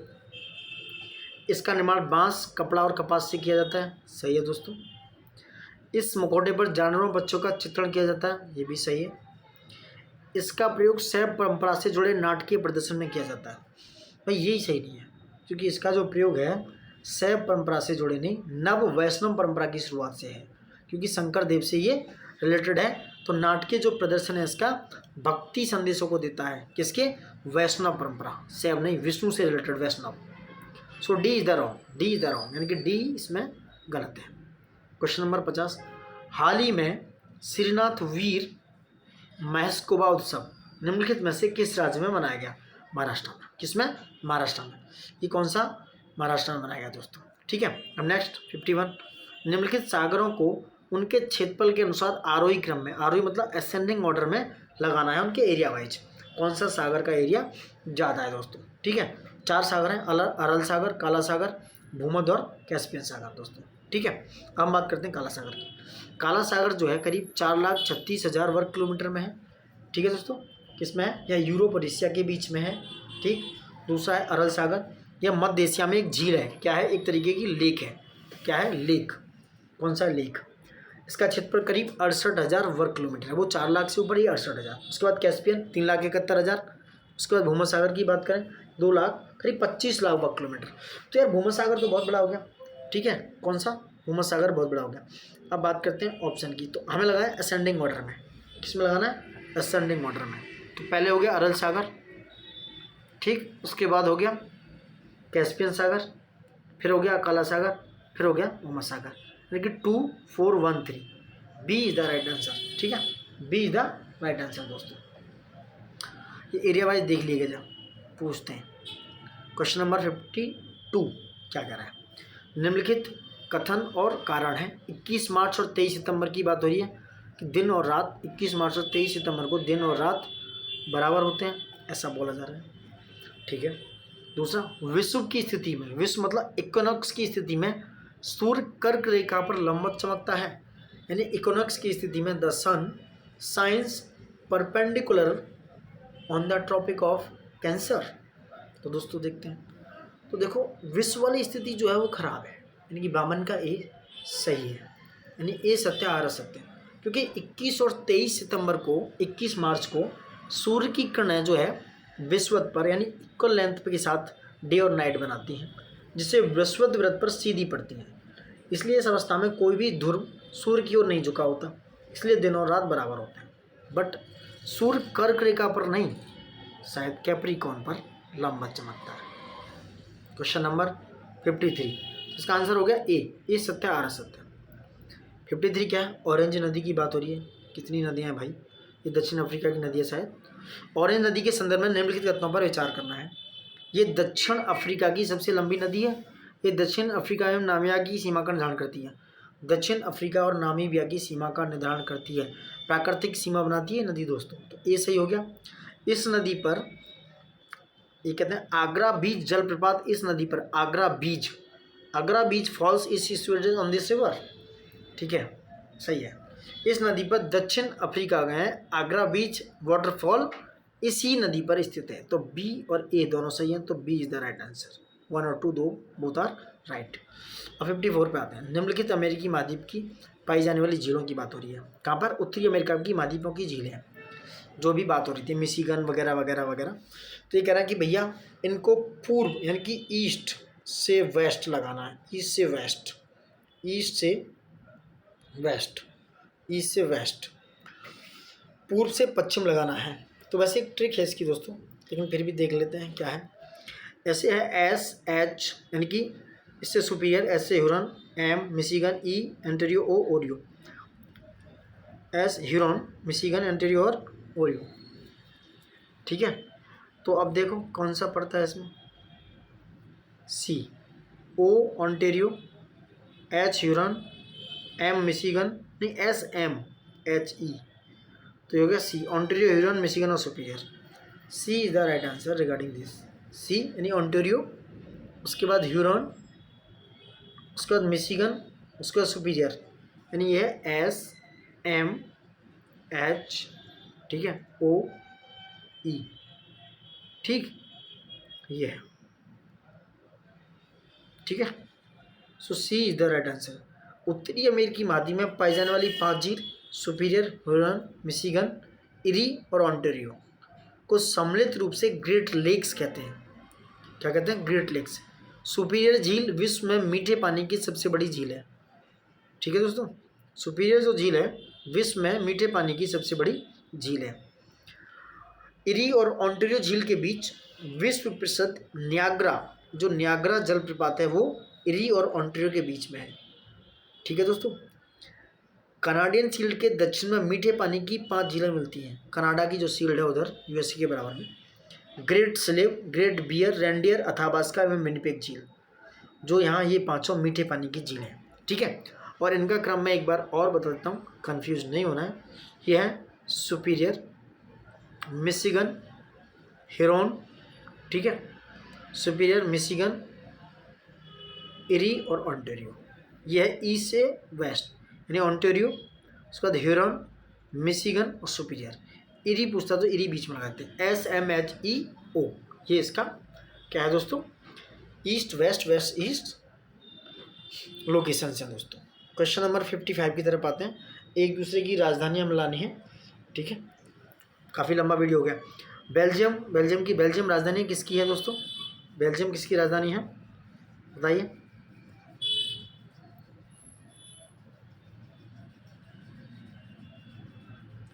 देखो, जो सबसे ज़्यादा पता है वो लगाओ पहले। जर्मनी की क्या है? बर्लिन। जर्मनी की बर्लिन, यानी कि बी पर 4 एलिमिनेट करो। बी पे 4 यहीं है। कहाँ पर? एक मिनट, बी पे 4 यहाँ इसमें सी वाले में। तो ये वैसे एलिमिनेशन हो गया, लेकिन ये पता था। पोलैंड की वारसा है, ये लगा दो सी पे 1। बेलारूस की ब्रुसेल्स, बेल्जियम की मिन्स्क। ए पे हो गया, नहीं, बेल्जियम की ब्रुसेल्स गलत हो गया, और जर्मनी की बर्लिन हो गया, पोलैंड की वार्सावा और बेलारूस की मिन्स्क। बेलारूस की क्या हो गई? मिन्स्क हो गई। बेलारूस की मिन्स्क और बेल्जियम की ब्रुसेल्स।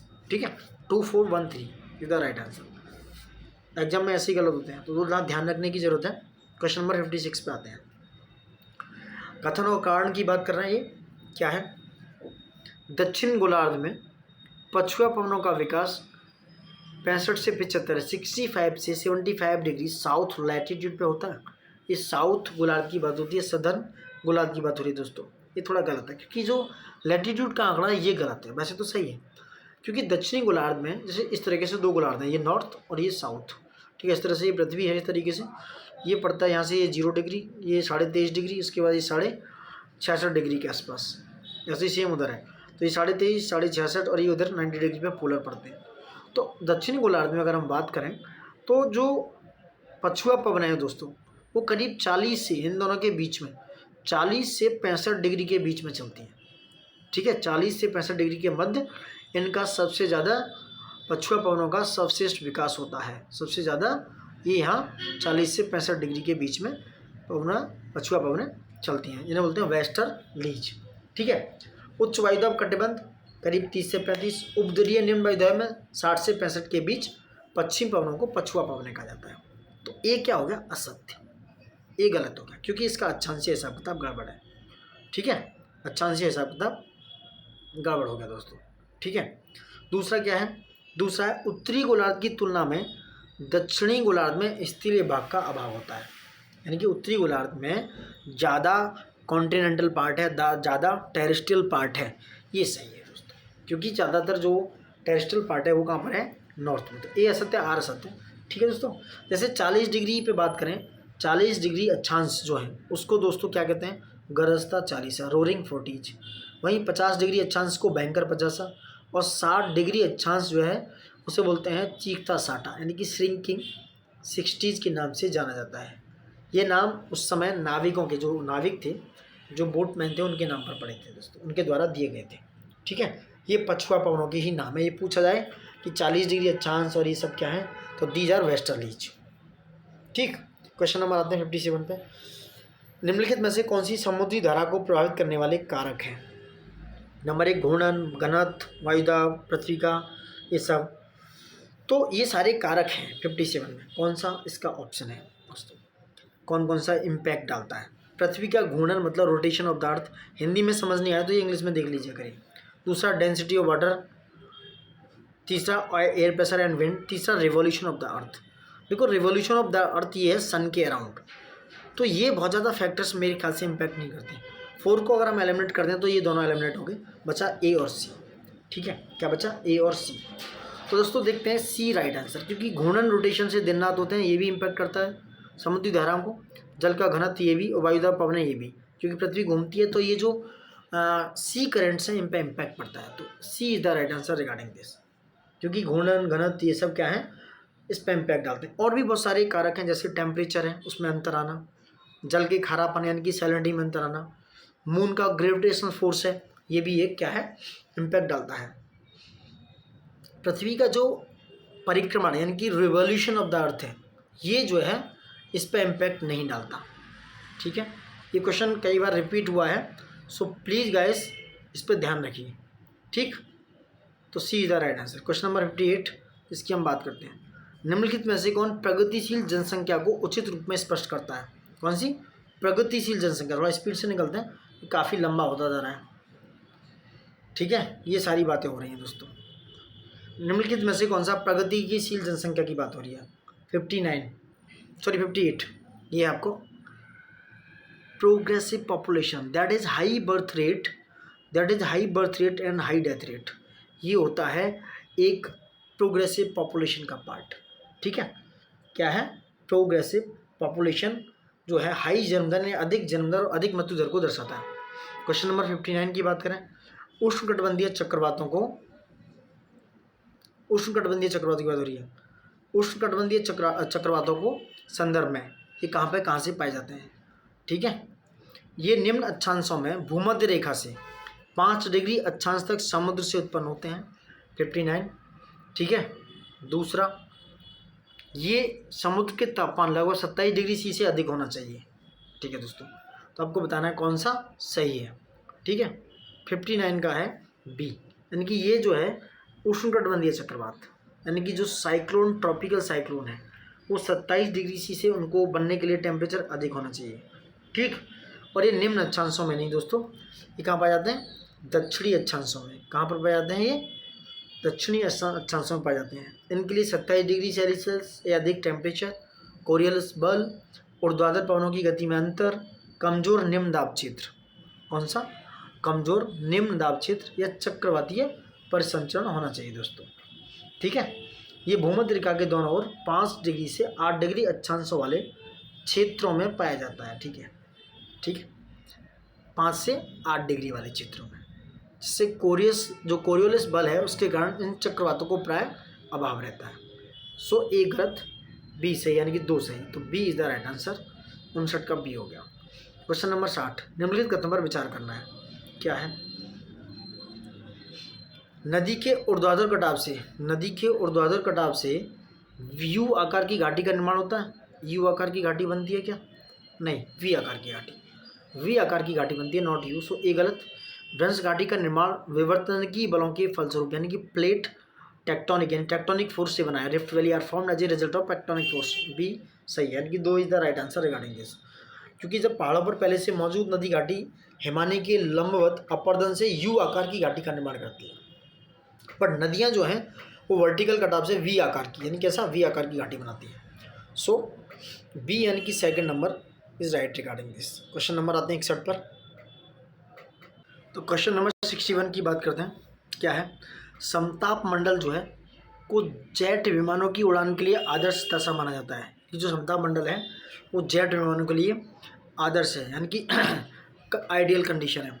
इस परत में तापमान समान रहता है, जो इंजन की दक्षता के लिए अनुकूल परिस्थिति प्रोवाइड कराता है। फेवरेबल कंडीशंस की बात हो रही है दोस्तों। देखो, इंजन की दक्षता की ऐसी कोई बात नहीं है, सो आर नॉट राइट आंसर। ये है कि वहाँ पर वायु वगैरह, एयर वगैरह, बहुत सारी जो नेचुरल प्रॉब्लम्स है, नेचुरल जो टेक्नोलॉजी, टेम्परेचर वगैरह वो सही रहता है। ऐसा कुछ नहीं है कि उसकी दक्षता के लिए अच्छा रहता है। ठीक है, क्योंकि उससे जो समताप मंडल है उसमें क्या है, बहुत सारी सौरिक पराबैंगनी विकिरण तत्वों का अवशोषण करती हैं, जिससे उसका जो विरल घनत्व वाली हवा है उनके कारण होता है ऐसा। ठीक है, इसको मध्य मंडल कहते हैं। 50 किलोमीटर की ऊंचाई तक पाया जाता है। So A is the right answer regarding this, और आर गलत है इसका। सो ए इसका ऑप्शन सही है। ठीक है, ए इज़ द ऑप्शन क्योंकि ए सही है, आर ए सत्य और आर असत्य है। क्वेश्चन नंबर आते हैं 62 पे। निम्नलिखित में से स्थल रुद्ध देश यानी कि लैंडलॉक कंट्री की बात हो रही है, नॉट लैंडलॉक्ड कंट्री। ये कह रहा है कौन सा देश इनमें से लैंडलॉक नहीं है, स्थल रुद्ध देश नहीं है दोस्तों। कौन सा नहीं दोस्तों? देखो, कजाकिस्तान भी है, ताजिकिस्तान भी है, लीबिया नहीं है दोस्तों, लीबिया नहीं है, ठीक है, लीबिया नहीं है। ऑस्ट्रिया भी जो है क्या है, लैंड लॉक्ड है। So Libya is the right answer, Libya right, तो C is the right answer, 62 का सी। यानी कि लैंड लॉक का मतलब जो भूमि से घिरा हुआ देश, एक स्वतंत्र संप्रभु राज्य जिसकी सीमा किसी महासागर से डायरेक्ट नहीं लगती है, उसको कहते हैं लैंड लॉक कहते हैं। जैसे ताजिकिस्तान जो है मध्य एशिया में है, ठीक है, इस हिसाब से ऑस्ट्रिया औपचारिक रूप से ऑस्ट्रिया गणराज्य में है जो पूर्व आल्प्स में स्थित है। कौन सी में? आल्प श्रेणी में स्थित है। लीबिया कहाँ पे है? लीबिया उत्तर अफ्रीका में पड़ता है, नॉर्थ अफ्रीका में, ठीक है। इसकी सीमाएं मोहम्मद सागर, पूर्व में मिस्र, उत्तर पूर्व सूडान वगैरह से लगती हैं। तो ठीक है, 4 जो है क्या है इसमें, स्थलरुद्ध देश नहीं है, सो सी इज द राइट आंसर। 63 पे बात करते हैं, यानी कि जनजातीय समूह और क्षेत्र कहाँ से रिलेटेड है दोस्तों? रुवाला कहाँ से है? ये उत्तरी यूरोप से है। रुवाला है नॉर्थ अरबियन, उत्तरी यूरोप। टेडा कहाँ से? टेडा दोस्तों लीबिया से। मैचिंग के लिए बहुत आता है। बुशमैन कालारी मरुस्थल जो कि वेस्टर्न अफ्रीका में है। मसाई तंजानिया, यानी कि मसाई तंजानिया मतलब पूर्वी अफ्रीका से भी पाया जाता है। सो इसका आंसर आप मैच कर सकते हैं कौन सा है, सी इज द राइट आंसर, ठीक। 64 की बात करें, वार्षिक तापांतर अधिक और औसत वार्षिक वर्षा अत्यंत कम, यानी वार्षिक तापांतर अधिक एवं औसत वार्षिक वर्षा अत्यंत कम, ये भौगोलिक विशेषता है, यानी कि जियोग्राफिकल फीचर्स हैं किसी कंडीशन के, किसी जलवायु क्षेत्र के। देखते हैं किसके हैं। दूसरा है वायु की सतह पर अपसरण होने से प्रतिचक्रवाती यानी एंटी साइक्लोनिक दशाओं का बनना, ठीक। दूसरा है कोणधारी वृक्षों जैसे स्प्रूस लार्च की प्रधानता। तो ये किस जलवायु की विशेषता है दोस्तों, बताइए। देखिए, जहाँ पे तापांतर अधिक है, वर्षा कम है, वायु की सतह पर एंटी साइक्लोनिक कंडीशन है, कोणधारी वृक्ष। देखो, कोणधारी वृक्ष तो ज़्यादातर पोलर की साइड, पोलर जो एरिया है पोल की साइड पाए जाते हैं। तो ऐसी कौन सी कंडीशन है जो पोलर की साइड हो? साइबेरियन, यानी कि जो बर्फ वाला इलाका है, साइबेरियन तुल क्लाइमेट, यानी साइबेरियन टाइप ऑफ क्लाइमेट में ये सारी विशेषताएं पाई जाती हैं दोस्तों। जो 50 से 65 डिग्री 50 से 65 डिग्री उत्तरी गोलार्ध के अक्षांशों में पाया जाता है, उसे बोलते हैं टैगा रूसी। तो ये उप आर्कटिक यानी कि सब आर्कटिक क्षेत्र का पार्ट है दोस्तों, ठीक है। क्वेश्चन नंबर आते हैं 65 पे, किसकी बात करते हैं? सेंट लॉरेंस नदी की। सेंट लॉरेंस नदी के संदर्भ में यह विश्व की व्यवस्थम यानी कि बिजिएस्ट इनलैंड वाटर है, वर्ड्स पकड़ना जरूरी है, यानी कि व्यवस्थम अंतःस्थलीय जलमार्ग में से एक है, सही है। यह विश्व की सबसे बड़ा ज्वारनदमुख बनाती है, यानी कि it form the world's largest estuary. 2 बनते हैं, डेल्टा और एस्चुरी दोस्तों, ज़्यादा एक्सप्लेन नहीं करेंगे। सो सी इज द राइट, क्योंकि जो सेंट लॉरेंस नदी है वो सबसे बड़ी एस्चुरी बनाती है, सबसे बिजिएस्ट इनलैंड वाटरवे है। सो सी इज द राइट आंसर, ठीक है, सी इज द राइट आंसर। ये बहती कहाँ है सेंट लॉरेंस नदी? प्लीज कमेंट बॉक्स में बताइए। चलो मैं बताता हूँ। सेंट लॉरेंस का जो उद्गम है, ओरिजिन है, वो होता है ऑन्टेरियो झील से। कहाँ से? ऑन्टेरियो जो लेक है, जो 5 लेक्स हैं यूएसए की, उनमें से या यूएसए व कनाडा का जो सीमा है, यूएसए और कनाडा की मध्य सीमा है, वहाँ पर मिलती है, वहाँ की अंतर्राष्ट्रीय सीमा बनाती है। कौन सी नदी? सेंट लॉरेंस नदी। और कहाँ गिरती है ये सेंट लॉरेंस खाड़ी में, जो अटलांटिक ओशियन में है। कहाँ? अटलांटिक ओशियन में, वहाँ पर ये गिरती है, ठीक है। 66 की बात करें, क्या है? कौन सी अफ्रीका महाद्वीप के किसी भी देश की राजधानी नहीं है? कई बार क्वेश्चन आया हुआ है कि इनमें से कौन सी जो है कैपिटल नहीं है? Not Windhoek, Mombasa, Lobito, Mogadishu. कौन सी नहीं दोस्तों, बताइए जल्दी। देखिए, विंडहोक किसकी राजधानी है? नामीबिया की। विंडहोक नामीबिया की राजधानी है। मोम्बासा हिंद महासागर के किनारे साउथ ईस्ट यानी कि दक्षिण पूर्वी केन्या का एक महत्वपूर्ण बंदरगाह है, ये पोर्ट है। मोम्बासा एक पोर्ट है केन्या का दोस्तों, ठीक है, ध्यान रखना। सो बी जो है कैपिटल नहीं है, एक पोर्ट है। सो नाउ ये तो एलिमिनेट हो गए दोनों, ठीक है। लेबिटो जो है पश्चिमी अंगोला यानी कि वेस्ट अंगोला का एक क्या है? लोबिटो, ये भी पोर्ट है, पश्चिमी अंगोला का बंदरगाह शहर है, जो कैटम्बोला नदी के मुहाने के ठीक उत्तर में अटलांटिक तट पर कहाँ पर है? तट पर। लोबिटो भी नहीं है। लोबिटो और मोम्बासा क्या है? These are the capital ports. So B is the right answer. Mogadishu क्या है? मोगोदिशी राजधानी है सोमालिया की। कहाँ की? सोमालिया की। तो B is the right answer दोस्तों। निम्नलिखित में से कौन सा ऑस्ट्रेलिया के मरुस्थलों का उत्तर मरुस्थलों का उत्तर से दक्षिण यानी नॉर्थ टू साउथ बात हो रही है दोस्तों। किससे? नॉर्थ टू साउथ क्रम पूछ रहा है, सही अनुक्रम पूछ रहा है नॉर्थ से साउथ का। कौन से ऐसे हैं जो नॉर्थ से साउथ में पड़ते हैं दोस्तों, बताइए। देखो बात की जाए, मरुस्थल एक ऐसा क्षेत्र है, डेजर्ट एक ऐसा एरिया है जहाँ 25 सेंटीमीटर 25 सेंटीमीटर से कम वर्षा प्राप्त होती है, ठीक है। और पृथ्वी का अगर देखा जाए तो लगभग 1/3 पार्ट मरुस्थल से कवर्ड है, ठीक है, ठीक है। इस अलग अलग प्रकार के मरुस्थल हैं, इनकी बाद में बात करेंगे, अभी फिलहाल इसकी बात करते हैं। कौन सा है इसका? यह है नॉर्थ टू साउथ जाओगे दोस्तों, ठीक है। सबसे पहले पड़ता है नॉर्थ में तनामी, तनामी डेजर्ट सबसे नॉर्थ में है। उसके बाद है पश्चिमी ऑस्ट्रेलिया में स्थित है, वैसे तो उत्तर पश्चिमी ऑस्ट्रेलिया में ग्रेट सैंडी मरुस्थल, उसके बाद गिब्सन, उसके बाद विक्टोरिया। लास्ट में पड़ता है साउथ में ग्रेट विक्टोरिया जो केवल पश्चिमी ऑस्ट्रेलिया में स्थित है, ठीक है। तो ये हो गया ऑस्ट्रेलिया के प्रमुख मरुस्थल जो निम्नलिखित हैं। कौन से? तनामी, ग्रेट सैंडी, गिब्सन और ग्रेट विक्टोरिया, जो नॉर्थ टू साउथ है।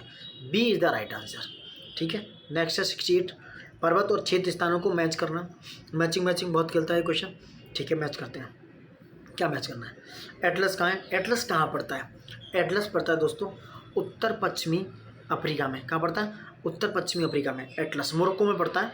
मोरक्को कहाँ पड़ता है ये देख लेना। एटलस पर्वत एटलस जो पड़ता है दोस्तों, सॉरी उत्तर पश्चिमी, पूर्वी नहीं है, गलत हो गया। एटलस उत्तर पश्चिमी अफ्रीका में, दो कहाँ पे है? उत्तर पश्चिमी अफ्रीका में, मोरक्को, अल्जीरिया और ट्यूनीशिया में पड़ता है। दूसरा अपलेशियन, अपलेशियन कहाँ पड़ते हैं दोस्तों? या उत्तर पूर्व में करीब, कहाँ पड़ते हैं? उत्तर पूर्व में, पूर्वी संयुक्त राज्य अमेरिका में पड़ते हैं। पूर्वी संयुक्त राज्य अमेरिका में पड़ते हैं अपलेशियन। कहाँ पड़ते हैं? पूर्वी संयुक्त राज्य अमेरिका में, ठीक। तो अपलेशियन हो गया। प्रेनीज कहाँ पड़ते हैं? यूरोप में, प्रेनीज यूरोप में, ठीक है। ड्रैगन्सबर्ग पड़ते हैं दक्षिण पूर्व अफ्रीका में दोस्तों, ठीक है। कहाँ पड़ते हैं? अफ्रीका में। सुना, D is the right answer, D is the right answer दोस्तों। नेक्स्ट 69 पे आते हैं। 69 क्या है? नीचे दिए गए कथन और कारण की बात है। विश्व के अधिकांश मरुस्थल महाद्वीपों के पश्चिमी, यानी कि इस तरीके से ये मरुस्थल है, इसके पश्चिमी वाले पार्ट पे, यहाँ वेस्ट में क्या है, सबसे ज़्यादा वो पाए जाते हैं। कौन पाए जाते हैं? मरुस्थल पाए जाते हैं, पश्चिमी भागों में मरुस्थल पाए जाते हैं। ये बात बिल्कुल सही है, ये बात बिल्कुल असत्य है। विश्व के अधिकांश मरुस्थल महाद्वीपों के पश्चिमी भाग में स्थित हैं, ठीक है दोस्तों। कहाँ पर स्थित है? पश्चिमी भाग में स्थित हैं, ये बात बिल्कुल, तो ये सही है दोस्तों। यानी कि जो ज़्यादातर मरुस्थल हैं कहाँ पे? पश्चिमी भाग में। इस क्षेत्र में चलने वाली जो व्यापारिक पवनें हैं, ट्रेड विंड, वो क्या करती है? ज़्यादातर जो मॉइस्चर है वो पूरी भाग में ही खो देती है। ये सबसे बड़ा पॉइंट है। दोनों ही सही है, ए आर सही है और आर ए की व्याख्या भी कर रहा है दोस्तों। है क्या? जो ट्रेड विंड है वो आर्द्रता से भरी, यानी कि ह्यूमिडिटी से भरी व्यापारिक पवनें महाद्वीपों के पूर्वी भागों पर अपनी ह्यूमिडिटी यानी जो आर्द्रता है उसको क्या करती हैं? जमा करती हैं। जब ये हवाएं पश्चिमी किनारों तक पहुंचती हैं तब वे क्या होती हैं? वेस्ट में पहुंचते पहुंचते शुष्क हो जाती हैं, जिससे महाद्वीपों के पश्चिमी क्षेत्रों में स्थिति शुष्क और मरुस्थलों का निर्माण करती है। So A is the right answer. वैसे ही उच्च दाब क्षेत्र की बात करें, गर्म रेगिस्तानी क्षेत्र उपोष्णकटिबंधीय उच्च दाब बेल्ट से प्रभावित होते हैं, जहाँ भूमध्य रेखीय वायु धाराएं ऊपर उठती हैं दोस्तों और फिर नीचे उतरती हैं। इससे भी क्या होता है? व्यापारिक पवनें अपनी नमी खो देती हैं, जो कि पश्चिम वाले पार्ट पर मरुस्थल का निर्माण होता है। So A is the right answer. 70 पाते हैं। 70 का क्या है? ईरान की सीमा कैस्पियन सागर एवं फारस की खाड़ी दोनों से मिलती है। किससे मिलती है? कैस्पियन सागर और फारस की खाड़ी। दूसरा, ईरान का आबादान शहर, ईरान का जो आबादान शहर है तेल शोधन केंद्र यानी ऑयल रिफाइनरीज के लिए प्रसिद्ध है। यानी कौन सा है? ऑयल रिफाइनरीज के लिए प्रसिद्ध है दोस्तों। दोनों सही है, दोनों आंसर इसके क्या है? सही है। ईरान जो है पश्चिमी एशिया का, यानी कि ईरान जो है वेस्ट एशिया का एक देश है। इसकी सीमा उत्तर पश्चिम है, ऐसे देखा जाए ईस्ट वेस्ट नॉर्थ साउथ। उत्तर पश्चिम यानी कि इधर इसकी सीमा तुर्की, और पश्चिम में देखा जाए तो इधर इराक, उत्तर में देखा जाए तो अजरबैजान, आर्मेनिया और कैस्पियन सागर और तुर्कमेनिस्तान, पूर्व में अफगानिस्तान, दक्षिण पूर्व में पड़ता है इसका पाकिस्तान, और दक्षिण में ये ओमान की खाड़ी, यहाँ पर ओमान की खाड़ी और फारस की खाड़ी पड़ते हैं। ठीक है दोस्तों, कौन सी? ओमान की खाड़ी और फारस की खाड़ी पड़ते हैं दोस्तों यहाँ पे। ठीक है, सुनाओ क्या है? C is the right answer. दोनों ही क्या है? सही है। तेल शोधन की बात करें, जो आबादान शहर है, आबादान शहर जो है इसका वो कहाँ पर पड़ता है? तो तेल शोधन के लिए वो पड़ता है दक्षिण पश्चिम में, साउथ वेस्ट में दोस्तों, किसके? ईरान के। So C is the right answer regarding this, C is the right answer. Next, कथन कारण। भारत में धान की कृषि मुख्य रूप से उत्तर एवं पूर्व राज्यों की जाती है, ठीक है। धान की कृषि के लिए 25 डिग्री सेल्सियस तापमान और 100 सेंटीमीटर से ज़्यादा वर्षा चाहिए, दोनों सही है और दोनों एक दूसरे की व्याख्या कर रहे हैं। D is the right answer, यानी कि टेम्परेचर 25 डिग्री, रेनफॉल 100 डिग्री से ऊपर। ये देखो यार, थोड़ा सा स्पीड से निकलते हैं, कुछ क्वेश्चन जो ईजी होते हैं क्योंकि बहुत टाइम हो रहा है इसमें, बहुत लंबा वीडियो हो जाएगा। नेक्स्ट, निम्नलिखित ताप विद्युत संयंत्र यानी कि क्या है, थर्मल पावर प्लांट्स की बात हो रही है। इनके बारे में लोकेशन साउथ टू नॉर्थ, यानी कि साउथ से नॉर्थ लगानी है। आप साउथ इधर, इधर नॉर्थ लगानी है, लगाइए जल्दी। साउथ से नॉर्थ कौन सी है, ऑप्शन बताइए जल्दी। ये दोस्तों सबसे पहले साउथ में आता है चंद्रपुर। कौन सा आता है, चंद्रपुर। कहाँ पड़ता है चंद्रपुर दोस्तों, चंद्रपुर पड़ता है आपका दोस्तों किस में पड़ता है, महाराष्ट्र में। चंद्रपुर पड़ता है महाराष्ट्र में, जहाँ पर थर्मल पावर स्टेशन है, तो ये चंद्रपुर महाराष्ट्र में हो गया। दूसरा उकाई, उकाई कहाँ पड़ता है, गुजरात में, सॉरी तापी नदी पर है गुजरात में, एक कोयला से आधारित है। पतरातू पड़ता है झारखंड में, और तालाबीरा पड़ता है कहाँ पर, तालाबीरा कहाँ पर पड़ता है दोस्तों, तालाबीरा देखना पड़ेगा एक बार, तालाबीरा कहाँ पड़ता है। तालाबीरा जो है वो पड़ता है आपका उड़ीसा में, सॉरी मुझे भी थोड़ा कन्फ्यूजन था, उड़ीसा में है। सो तालाबीरा उड़ीसा में, पतरातू झारखंड, उकाई गुजरात, चंद्रपुर कहाँ है, महाराष्ट्र में। सुना 4 2 3 1, यानी कि 4 इधर महाराष्ट्र, 2 कहाँ पर है गुजरात, 3 कहाँ पर है तालाबीरा उड़ीसा, और पतरातू झारखंड में। तो 4 2 3 1 ये लोकेशंस पता होना चाहिए, वेरी इंपॉर्टेंट, ठीक है। सुना सी इज द राइट आंसर। दूसरा 73, ये प्रपात हैं, उनकी अवस्थिति कहाँ पर है, देखते हैं दोस्तों कहाँ पर अवस्थित है। चुलिया, चुलिया कहाँ पर है दोस्तों, चुलिया किस नदी पर है, चंबल नदी पर है। चचाई, चचाई किस पे है, भीड़ नदी पे, जो चंबल की शायद ट्रिब्यूटरी है। कुंचिकल, कुंचिकल कहाँ पर है, वाराही नदी पे। दूधसागर मांडवीपी नदी पर, जो कि गोवा में है। तो सुना D is the right answer, D is the right answer. Matching वाले क्वेश्चन तो आप निकल के मतलब मैच करके अच्छे से निकल जाया करो, और अगर लगे तो आप इन्हें लिख लिया करो, ठीक है। अगर मैं एक्सप्लेन भी करूँगा ना थोड़ा टाइम लग जाएगा दोस्तों। जैसे चचाई कहाँ पे, मध्य प्रदेश में, सबसे ऊंचा जलप्रपात है, ठीक है। और उसके बाद कुंचिकल कर्नाटक राज्य के शिमोगा जिलों में था, ठीक है, उसी हिसाब से। अब आते हैं 74 पे, डी। झील सागर की बात है, उत्तर से दक्षिण इनको लगाना है, उत्तर से दक्षिण यानी कि नॉर्थ टू साउथ लगाना है। क्रम है इनका कौन कौन से, तो देखते हैं कौन सा है, कौन सा है। सबसे पहले देखते हैं कृष्णराज सागर बांध। कृष्णराज सागर बांध कहाँ पर है, ये दोस्तों कर्नाटक है, ध्यान रखना, नॉर्थ टू साउथ कहाँ पर है, कृष्णराज सागर की बात हो रही है, ये कहाँ पर है, कर्नाटक में। गोविंद वल्लभ पंत कहाँ पर है दोस्तों, ये पड़ता है उत्तर प्रदेश के सोनभद्र जिले में, उत्तर प्रदेश के सोनभद्र जिले में पड़ता है दोस्तों। निजाम सागर कहाँ पड़ता है, निजाम सागर आपका पड़ता है गोदावरी नदी की सहायक नदी है मजीरा, तेलंगाना में। कहाँ पड़ता है, तेलंगाना में। नागार्जुन सागर कहाँ पड़ता है, नागार्जुन सागर पड़ता है आपका दोस्तों कृष्णा नदी पर, किस पर, कृष्णा नदी पर, जो किसकी सहायक नदी है, कृष्णा नदी खुद ही है जो आंध्रा में है, आंध्र प्रदेश में, आंध्र प्रदेश के गुंटूर में। तो कहाँ पर पड़ता है ये बात, आंध्र प्रदेश का नागार्जुन और तेलंगाना का नलगोंडा जिले में, दोनों जगह पड़ता है कृष्णा नदी पर। सो इसका आंसर नॉर्थ टू साउथ अगर देखा जाए तो कौन सा हो गया, 4 मतलब नागार्जुन सागर, 1 कृष्णराज सागर, सॉरी वो निजाम सागर, 3 गोविंद वल्लभ पंत, और 2 कृष्ण सागर हो गया, ठीक है। नॉर्थ से दक्षिण की तरफ जाना है दोस्तों, ठीक है, नॉर्थ से दक्षिण की तरफ। तो 4 गोविंद वल्लभ पंत उत्तर प्रदेश में, 1 निजाम सागर, 3 और 2, ठीक है। D is the right answer regarding this, ठीक। नेक्स्ट करते हैं रेशम उत्पादन के संदर्भ में क्या है, रेशम उत्पादन के संदर्भ में 75 क्वेश्चन, 75 देखते हैं क्या है। विश्व में यानी वर्ल्ड में मूंगा रेशम उत्पादन में भारत का प्रथम स्थान है, क्या ऐसा है, बिल्कुल सही है। मूंगा रेशम, भारत के कर्नाटक राज्य का मूंगा रेशम उत्पादन में शीर्ष स्थान है, दोनों सही हैं, दोनों सही हैं। So C is the right answer, sorry B 1 और 2 इसका राइट है दोस्तों, 1 और 2 is the right regarding this. 75 का बी, चीन प्राकृतिक रेशम उत्पादन में प्रथम है, जबकि भारत का दूसरा है, ठीक है, भारत का दूसरा। भारत में 5 वाणिज्यिक किस्में इसकी commercial, mulberry, tropical, tasar, oak tasar, eri और मूंगा, ठीक है, जो पाया जाता है दोस्तों। अगर देखा जाए वो उत्पादन 2020 के हिसाब से मैं बता देता हूँ, एक क्वेश्चन आया है, जो टसर है, टसर रेशम दोस्तों, जो टसर रेशम है वो कहाँ पाया जाता है, टसर रेशम पाया जाता है झारखंड में, इरी पाया जाता है असम में, मूंगा रेशम में, और शहतूत कर्नाटक में, ठीक है, शहतूत कर्नाटक में। अब क्वेश्चन नंबर 76 पे आते हैं। 76 का मैचिंग है, परियोजना और नदी की बात हो रही है, ठीक है। किसाऊ कहाँ पर है, किसाऊ टोंस नदी पे है, जो यमुना की सहायक नदी है, ठीक है। किसाऊ किस पे है, किसाऊ टोंस नदी पे है, जो यमुना की सहायक नदी है, ठीक। देवश्री पिंडार नदी पे, रेणुका गिरी और बगलिहार चिनाब नदी पर है, यानी 1 2 3 4, यानी कि इसका सही कौन सा है, B is the right answer. Renuka बांध परियोजना हिमाचल प्रदेश के सिरमौर जिले में है, गिर नदी पर। किस पर? गिरी। केसाऊ बांध परियोजना टॉन्स नदी की सहायक नदी पर उत्तराखंड के देहरादून में है, उत्तराखंड के देहरादून में। और देवसरी जो है जल विद्युत संयंत्र उत्तराखंड के चमोली में, पिंडार पर। किस पर? पिंडार नदी पर। बगलियार जो है जम्मू कश्मीर के डोडा में, चिनाब नदी पर। ठीक है, देखो बहुत ज़्यादा डिटेल हो रही है दोस्तों, लंबा होने की चांसेस हैं वीडियो की, सो प्लीज़ लाइक सब्सक्राइब जरूर देखिए प्लीज़, थोड़ा टाइम लगता है, देखो आप इतना एक्सप्लेन करना पड़ रहा है। ठीक है, 77 का देखते हैं। निम्नलिखित में से हिमालय के दर्रे हैं और इनकी उत्तर से दक्षिण की ओर, नॉर्थ टू साउथ, इनका सही अनुक्रमण लगाना है। लगाइए दोस्तों, क्या है?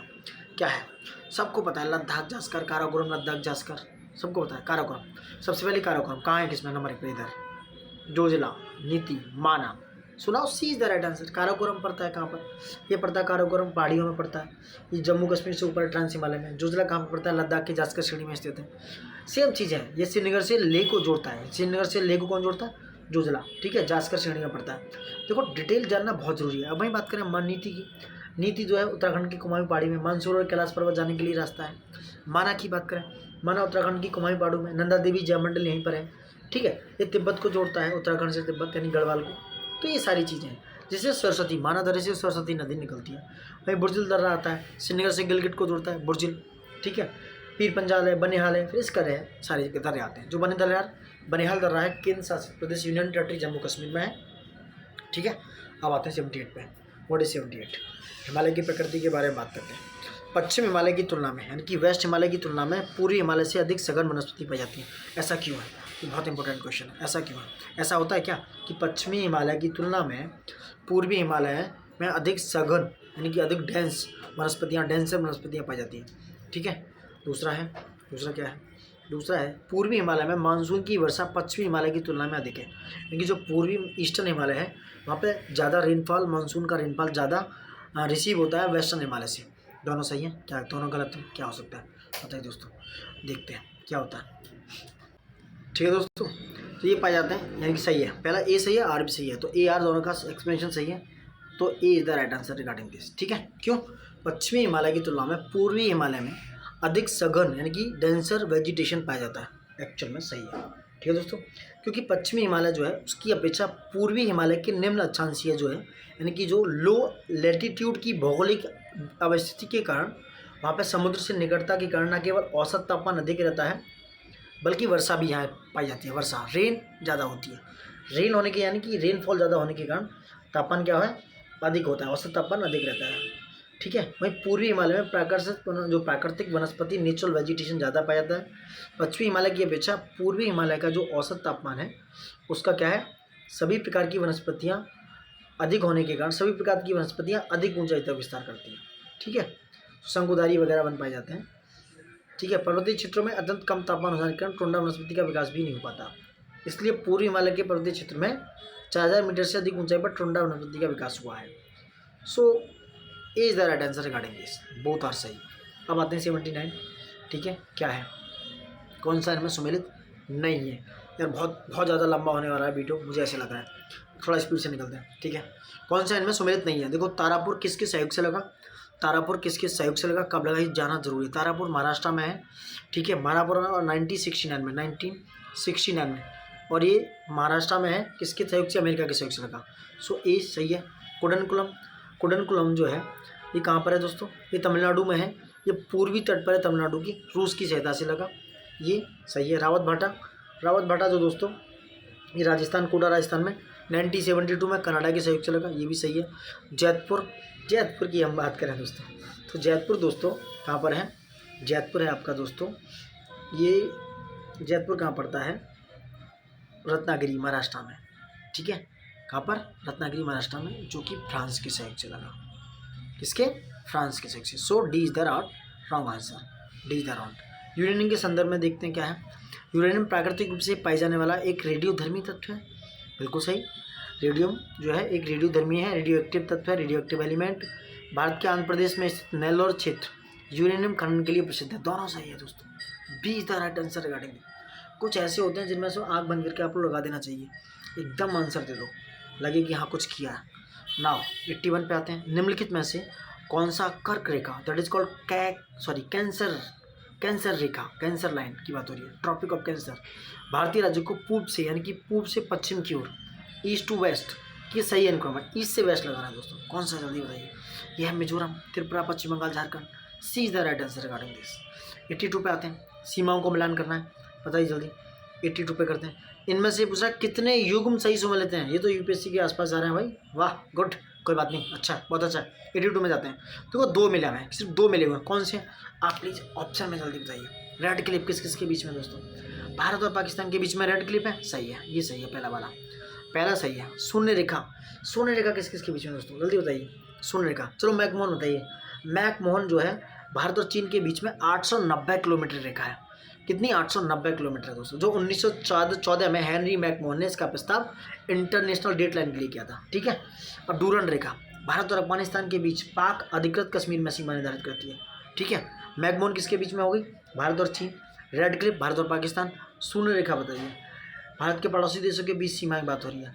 बांग्लादेश के बीच में कौन सी है, जो बांग्लादेश की सीमा जो देखा जाए तो वो है 4096 किलोमीटर। शून्य रेखा किसके बीच में, ये ऑपरेशन जीरो लाइन्स के नाम से जानी जाती है, जीरो लाइन्स के नाम से जानी जाती है। तो युग्म सही सुमेलित कितने हो गए दोस्तों। देखो रेड क्लिप रेखा किस किस के बीच में है, भारत और पाकिस्तान। शून्य रेखा भारत और बांग्लादेश के बीच में है। ऑपरेशन जीरो लाइन्स के नाम से जाना था उसे, ऑपरेशन जीरो लाइन्स के नाम से जाना था। मैकमोहन भारत और चीन, रेड क्लिप भारत पाकिस्तान, ठीक है।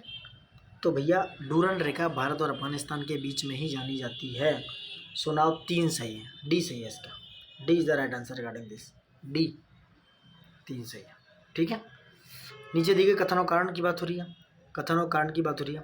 83 का क्या है, धारवाड़ क्रम की चट्टानें, धारवाड़ क्रम की चट्टानें आर्थिक दृष्टि से अधिक महत्वपूर्ण है। बात तो सही लग रही है, बात तो बहुत सही है। धारवाड़ क्रम की चट्टानें कोयला निक्षेपों से परिपूर्ण है क्या, ये थोड़ा डाउट है। धारवाड़ क्रम की चट्टान का निर्माण आर्कियन क्रम की चट्टानों के अपर्दन एवं निक्षेपण के बलस्वरूप हुआ है। अपर्दन के बाद इसमें जीवाश्म का अभाव पाया जाता है। ये चट्टानें कर्नाटक के धारवाड़ शिमोगा में पाई जाती हैं, ठीक है। तो अब अगर हम देखा जाए तो इसमें कोयला नहीं पाया जाता। धारवाड़ क्रम की चट्टानों में दोस्तों खनिज पाए जाते हैं, जो है धात्विक खनिज, लोहा, गोल्ड, सोना, मैंगनीज, अब्रक, कोबाल्ट, क्रोमियम, तांबा, टंगस्टन, सीसा वगैरह वगैरह। सो आर गलत हो गया, आर गलत होने का मतलब है सी सही होगा। ए सत्य और आर सत्य। इनका जो क्रम भी है, क्रम भी पूछ लिया जाता है। आर्कियन, फिर धारवाड़, विंध्यन, फिर कोडप्पा, उसके बाद गोंडवाना। ADVKG करके है, इसको देखना। आर्कियन, धारवाड़ और इसके बाद विंध्यन, कोडप्पा और उसके बाद गोंडवाना। आर्कियन, धारवाड़, विंध्यन और इस तरीके से गोंडवाना है। सो इनका कालक्रम है दोस्तों, ठीक है। अब आते हैं 84 पे। 84 क्या कहता है, मैच राज्य गर्म पानी की स्रोत की बात हो रही है। मणिकर्ण, आप सब लोग गए हो, बहुत अच्छी जगह है, ये हिमाचल में। मणिकर्ण हिमाचल में, हिमाचल प्रदेश में, ठीक है। पुगा घाटी, पुगा घाटी दोस्तों लद्दाख में है। ए ततापानी, ततापानी दोस्तों बहुत सिंपल, उड़ीसा, उड़ीसा में दोस्तों। सोहाना, सबने सुना होगा, हरियाणा, सोहाना हरियाणा में। अब मैं ला दूँ कौन सा आंसर सही है, कौन सा सही है, बी। 1 2 3 4, 1 2 3 4 कैसे सही हो गया, गलत हो गया। मणिकर्ण हो गया हिमाचल में, तो 3, पुगा घाटी 1, लद्दाख, ततापानी 4, उड़ीसा 2, सोहाना 2। सुना, A is the right answer regarding this, ठीक है। गुजरात में है लालपुर, धुलेरा, लालपुर हो गया, धुलेरा, लसुंद्रा, तुबा। ये कहाँ पे है, लालपुर, धुलेरा, लसुंद्रा और तुबा, ये कहाँ पर है, गुजरात में दोस्तों, ठीक है। कहाँ पर है, गुजरात में। नेक्स्ट क्वेश्चन, युमथांग घाटी, बहुत अच्छा क्वेश्चन है। युमथांग घाटी के संदर्भ में निम्नलिखित कथनों पर विचार कीजिए। युमथांग घाटी की बात कर रहे हैं दोस्तों। यह नागालैंड की राजधानी कोमा में स्थित है। वाह वाह, नहीं नहीं, ये देखना होगा ये कहाँ पर है। यह रोडोडेंड्रॉन, रोडोडेंड्रॉन झाड़ियाँ एवं अन्य वनस्पति प्रजातियों की बहुलता पाई जाती है। बात सही है, 85 का सी, 2 सही है। युमथांग घाटी, युमथांग घाटी दोस्तों सिक्किम के गंगटोक में है, जो कि गंगटोक से 149 किलोमीटर दूरी पर है। यहाँ पर रोडोडेंड्रॉन वनस्पति पाई जाती है। ये अपने हॉट स्प्रिंग्स के लिए भी जानी जाती है। किसके लिए, हॉट स्प्रिंग्स के लिए, ठीक। 86, निम्नलिखित में से कौन सी लो इस्पात उद्योग में आने वाली प्रमुख समस्या है, जो कि आयरन स्टील इंडस्ट्री में आती है। आयरन स्टील इंडस्ट्री में आने वाली प्रमुख समस्या है दोस्तों, कौन कौन सी है, देखते हैं कौन कौन सी समस्या आती है। अकुशल, इनएफिशिएंट एडमिनिस्ट्रेशन, ये तो हर जगह आती है। अकुशल प्रशासन, मिनी स्टील प्लांटों की दुर्गणता, sickness of mini steel plant, ये भी सही है। शॉर्टेज ऑफ कोकिंग कोयला, ये भी है। एडुकेसी ऑफ, कच्चे माल की पर्याप्त, अरे भाई मेरे कच्चे माल की पर्याप्तता होगी, एडुकेसी होगी तो प्रॉब्लम आएगी क्यों? नहीं, 4 हटा दो, तो ये सब गलत हो गए। तो A is the right answer regarding this, A is the right answer. Negro, negrito प्रजाति के संदर्भ में। तो ये कितने अच्छे क्वेश्चन हैं, कितने प्यारे क्वेश्चन हैं, आप इन्हें करके जाओ, खुद का एफिशिएंसी को बढ़ा लोगे। निग्रोटो की बात हो रही है, विचार करना। यह प्रजाति भारत में मुख्यतः अंडमान निकोबार और केरल राज्य में पाई जाती है, पहाड़ी क्षेत्रों में। बिल्कुल सही है, देखते हैं क्या है। दूसरा, इस प्रजाति का रंग पीला, कद मध्यम आकार का होता है। इसमें डाउट है, प्रजाति को डीप में तो नहीं दिखा भाई। इस प्रजाति के लोग काले, भूरे एवं कत्थई रंग के होते हैं, काले भूरे। यह मूल निवास कहाँ है इसका? अफ्रीका में। सो 2 गलत हो गया, ए सही होने के कारण ए सही है। 3 शाखाओं में बटे हुए हैं, इसकी बाद में बात करेंगे क्योंकि बहुत लंबा हो जा रहा है। 88 पे आते हैं। 88 में जनजाति और उनको राज्य से मिलाना है दोस्तों। 88 में अंगामी, यानी ये कह रहा है कितना सही सुमेलित है, इनमें से कौन सही सुमेलित है, कौन कौन सी सही सुमेलित है बताइए। अंगामी कहाँ पाई जाती है भैया? अंगामी नागालैंड में पाई जाती है। अंगामी नागालैंड में, सिक्किम गलत हो गया, तो एक गलत हो गया। अंगामी नागालैंड में है, नागालैंड के कोहिमा जिले वगैरह में, नमो दीमापुर वगैरह में। दीमापुर। खासी, खासी कहाँ पाई जाती है भाई? मिजोरम में है क्या? नहीं, खासी भाई मेघालय में, खासी मेघालय में पाई जाती है। सो दूसरा भी गलत हो गया, दूसरा भी गलत हो गया। चकमा, चकमा भाई कहाँ है? त्रिपुरा, मिजोरम वगैरह में है ना। तो त्रिपुरा, मिजोरम में चकमा पाई जाती है, यानी कि साउथ ईस्ट एशिया में पाई जा रही है चकमा। तीसरा सही है, तीसरा सही हो गया। चौथा बैगा, बैगा छत्तीसगढ़ में। ये द्रविड़ समूह की जाती है, द्रविड़, द्रविड़, द्रविडियन का। ये कहाँ पाई जाती है? बैगा भारत के 8 राज्यों में, मध्य प्रदेश, पश्चिमी बंगाल, उड़ीसा, झारखंड, बिहार, उत्तर प्रदेश, सब जगह पाई जाती है। सुनाओ, 3 और 4 सही, और B is the right answer regarding this. ठीक है, ठीक है। क्वेश्चन नंबर बात करते हैं दोस्तों 89। क्या है? भारत में सर्वाधिक उष्णकटिबंधीय आर्द्र पर्णपाती वन, यानी कि tropical moist deciduous forest are found in India. दूसरा, साल एवं सागौन जैसे वृक्ष उष्णकटिबंधीय आर्द्र वन के प्रमुख उदाहरण हैं। दूसरा कौन सा स्टेटमेंट करेक्ट है? ठीक है, इनमें से बताइए। तो दोस्तों दोनों ही स्टेटमेंट गलत है, तो D is the right answer. D ना तो एक ना दो। क्यों गलत है? क्योंकि भारत में दोस्तों उष्णकटिबंधीय पर्णपाती वन का क्षेत्रफल सर्वाधिक है, यानी कि नंबर 1 पे है उष्णकटिबंधीय आर्द्र नहीं, उष्णकटिबंधीय शुष्क पर्णपाती वन। दूसरे नंबर पे है आर्द्र पर्णपाती वाले। ठीक है, पहली बात। साल और सागौन के जो वृक्ष हैं दोस्तों, वो शुष्क उष्णकटिबंधीय शुष्क पतझड़ी वन के उदाहरण हैं, आर्द्र के नहीं। ठीक है, उष्णकटिबंधीय आर्द्र वन, इन वनों में प्राय प्राणियों और पादपों की सर्वाधिक जैव विविधता पाई जाती है। इन क्षेत्रों में वर्ष भर वर्षा का उच्च तापमान पाया जाता है, यानी वर्ष भर वह वर्षा होती है और हाई टेम्परेचर पाया जाता है। क्या पाया जाता है? हाई टेम्परेचर, सबसे ज़्यादा टेम्परेचर और वर्षा पाई जाती है किसमें? आर्द्र पर्णपाती one. So D is the right answer, D is the right answer regarding this. Question number 90 पे आते हैं। भारत के शीर्ष अनुसूचित जनजाति, यानी कि भारत के शीर्ष शेड्यूल्ड ट्राइब्स की बात हो रही है दोस्तों। कौन सा है? आरोही क्रम में लगाना है पहले तो। आरोही और अवरोही बहुत ध्यान रखने वाली बात है। आरोही मतलब असेंडिंग ऑर्डर में, कम से ज़्यादा की तरफ। ठीक है, असेंडिंग, चढ़ता हुआ। ठीक, लगाते हैं। सबसे ज़्यादा कहाँ है? सबसे ज़्यादा है मध्य प्रदेश में, यहाँ पर मध्य प्रदेश। उसके बाद महाराष्ट्र है ना, Maharashtra number 2, number 3 Orissa, number 4 Rajasthan, number 4 पे क्या है? राजस्थान। सो सी द राइट आंसर। अब देखो भैया, भारत के संविधान का आर्टिकल 342 342 शेड्यूल्ड ट्राइब्स का उल्लेख किया जाता है, क्योंकि अनुसूचित जनजाति को संविधान में परिभाषित नहीं किया गया, डेफिनेशन नहीं है कोई। ठीक है, सबसे पहले ठक्कर बापा ने जनजाति के लिए आदिवासी कहा था। किसने? ठक्कर बापा ने, ठक्कर बापा। ठीक है, भारत में जनजातियाँ कहाँ? महाराष्ट्र, मध्य प्रदेश, महाराष्ट्र, उड़ीसा, राजस्थान और गुजरात। ठीक है, और यूनियन टेरिटरी में देखा जाए तो सबसे ज़्यादा कहाँ पाई जाती हैं? सबसे ज़्यादा लक्षद्वीप, मिजोरम, नागालैंड, मेघालय और अरुणाचल प्रदेश। यूनियन टेरिटरी और राज्य स्टेट्स में सबसे ज़्यादा लक्षद्वीप में है, मिजोरम, नागालैंड, मेघालय और अरुणाचल प्रदेश में। ठीक, ये आपका सेंसस का भी क्वेश्चन कवर हो गया। इप्सा फंड क्या है? देखो, इप्सा फंड की बात करें, क्वेश्चन डायरेक्ट है, बहुत ज़्यादा इंपॉर्टेंट नहीं है, तो बात करते हैं। इप्सा फंड की स्थापना 2004 में नहीं भैया, इस फंड की स्थापना 2006 में हुई थी। ठीक है, कब हुई थी? 2006 में। कौन सा सही है पूछ रहा है, 91 में कौन सा सही है? इसका उद्देश्य कार्बन उत्सर्जन में कमी और पर्यावरण संरक्षण में सहयोग करना है। इसका उद्देश्य पूछा है। इप्सा क्या है? IBSA that is called India, Brazil और साउथ अफ्रीका यानी दक्षिण अफ्रीका की बात हो रही है। ये गरीबी और भुखमरी कोष में $1 मिलियन अमेरिकी डॉलर का योगदान दिया। इस फंड का उद्देश्य गरीबी एवं भुखमरी को कम करना है। सो भैया इसमें पूछा है सही कौन सा है? भैया देखो, सबसे बड़ी बात, दूसरा गलत है, पहले वाला क्या है? सही है। 2004 में ही हुआ है, 2006 में ये संचालित हो गया था। क्या हो गया था, संचालित। तो इप्सा का ऑप्शन हो गया ए, ये नहीं हो गया, बी से दूसरा गलत है। तो D is the right answer regarding this, D is the right. सही पूछ रहा कि सही कौन सा है, करेक्ट है इसका ए, 91 का ए, ठीक है ए। नेक्स्ट क्वेश्चन नंबर, अरे ऑप्शन डी केवल एक सही है। 92 की बात करें, 1963 का प्रतिवर्ष जर्मनी में म्यूनिक सुरक्षा सम्मेलन आयोजित किया जाता है। म्यूनिक सुरक्षा सम्मेलन प्रतिवर्ष कब, 1963 से। म्यूनिक सुरक्षा सम्मेलन अंतर्राष्ट्रीय सुरक्षा नीति पर संवाद करने वाला दुनिया का एक अग्रणी मंच है। ऑब्वियस है दोस्तों, ए सही है इसका, ए इसके बारे में बिल्कुल सही है, यानी कि ए आर की व्याख्या भी कर रहा है। So A is the right answer. सबसे पहले 93 पे चलते हैं। अब इनको मिलाना है व्यक्ति और उनके नियुक्ति को। नवाब सलाम को क्या नियुक्त किया गया, ये अंतर्राष्ट्रीय न्यायालय के अध्यक्ष, यानी कि ये डी। दूसरा सालिल परेख US India strategic and partnership forum के थे। ओल्जास बैक्टोनोव ये कजाकिस्तान के प्रधानमंत्री हैं। दूसरा मियाँ ओका ईसाई बैंक, एडीबी बैंक की भारत के लिए निदेशक नियुक्त किया गया है, मियाँ ओका को। नेक्स्ट क्वेश्चन है दोस्तों मानव रिपोर्ट्स पे, रिपोर्ट्स मानव विकास रिपोर्ट एसडीआर की बात कर रहे हैं। तो ये कह रहे हैं कौन सा इनमें सुमेलित है, कौन सा इसमें सुमेलित है दोस्तों, बताइए बताइए कौन सा सही है। मानव विकास रिपोर्ट यूएस यानी कि यूएनडीपी, ये सही है। भारत विकास रिपोर्ट की बात करें, नीति आयोग यानी कि इंडियन डेवलपमेंट रिपोर्ट, यार नहीं, Indian development report NITI Aayog नहीं, तो दो गलत हो गया। वैश्विक निर्माण सूचकांक ये सही है, ये सही है। तो A is the right answer, A is the right answer. 95 पे आते हैं।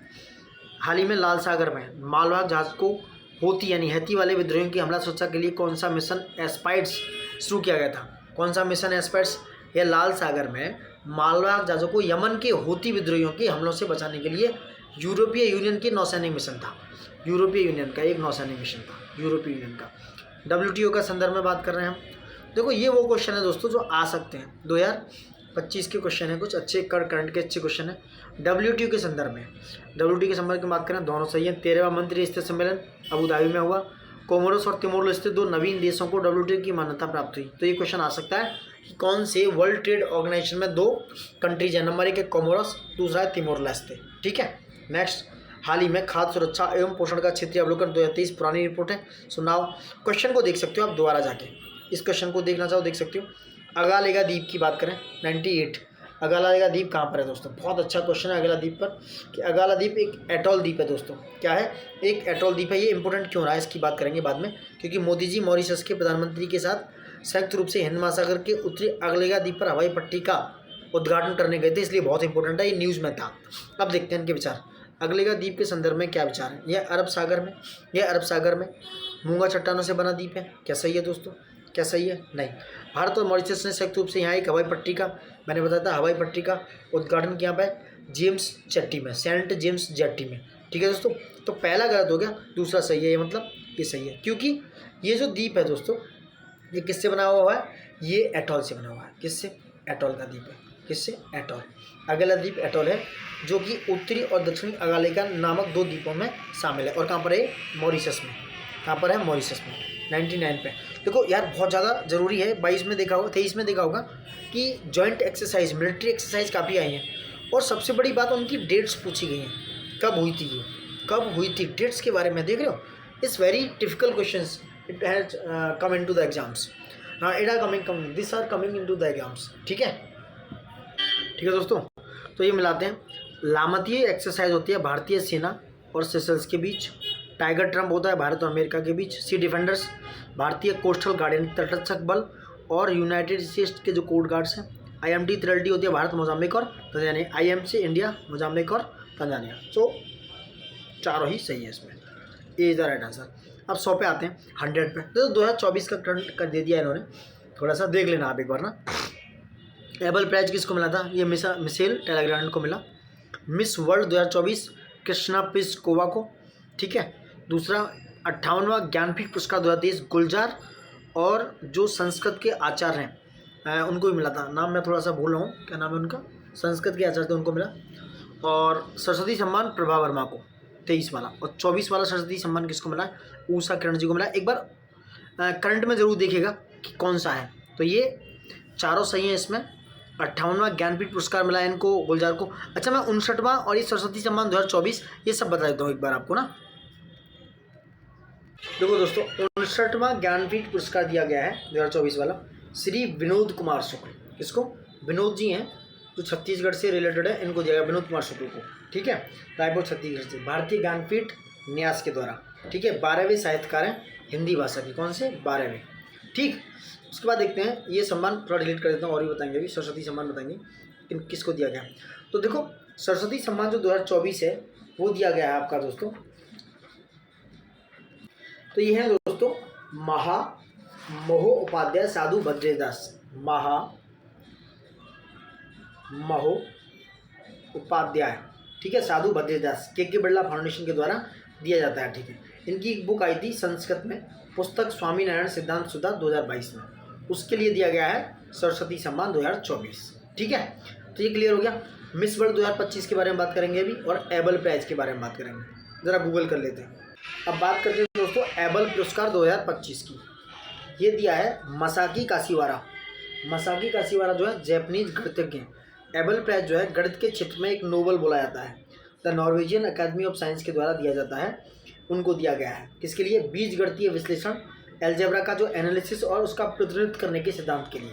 मसाकी काशीवारा जो कहाँ से? जापान से। ठीक है, अब मिस वर्ल्ड 2024 आप खुद गूगल करके आंसर किए, कमेंट बॉक्स में बताइएगा प्लीज़ दोस्तों। ठीक है, तो ये 100 क्वेश्चन थे आपके, बाकी के 50 क्वेश्चंस और बाकी का हिंदी की क्लासेस और लेके आएंगे बाद में हम।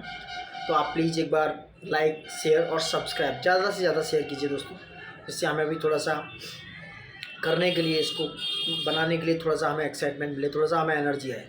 So now thank you for watching it and please share ज़रूर कर देना, और लाइक और सब्सक्राइब तो कर ही सकते हो यार, कौन सा पैसा लग रहा है आपका।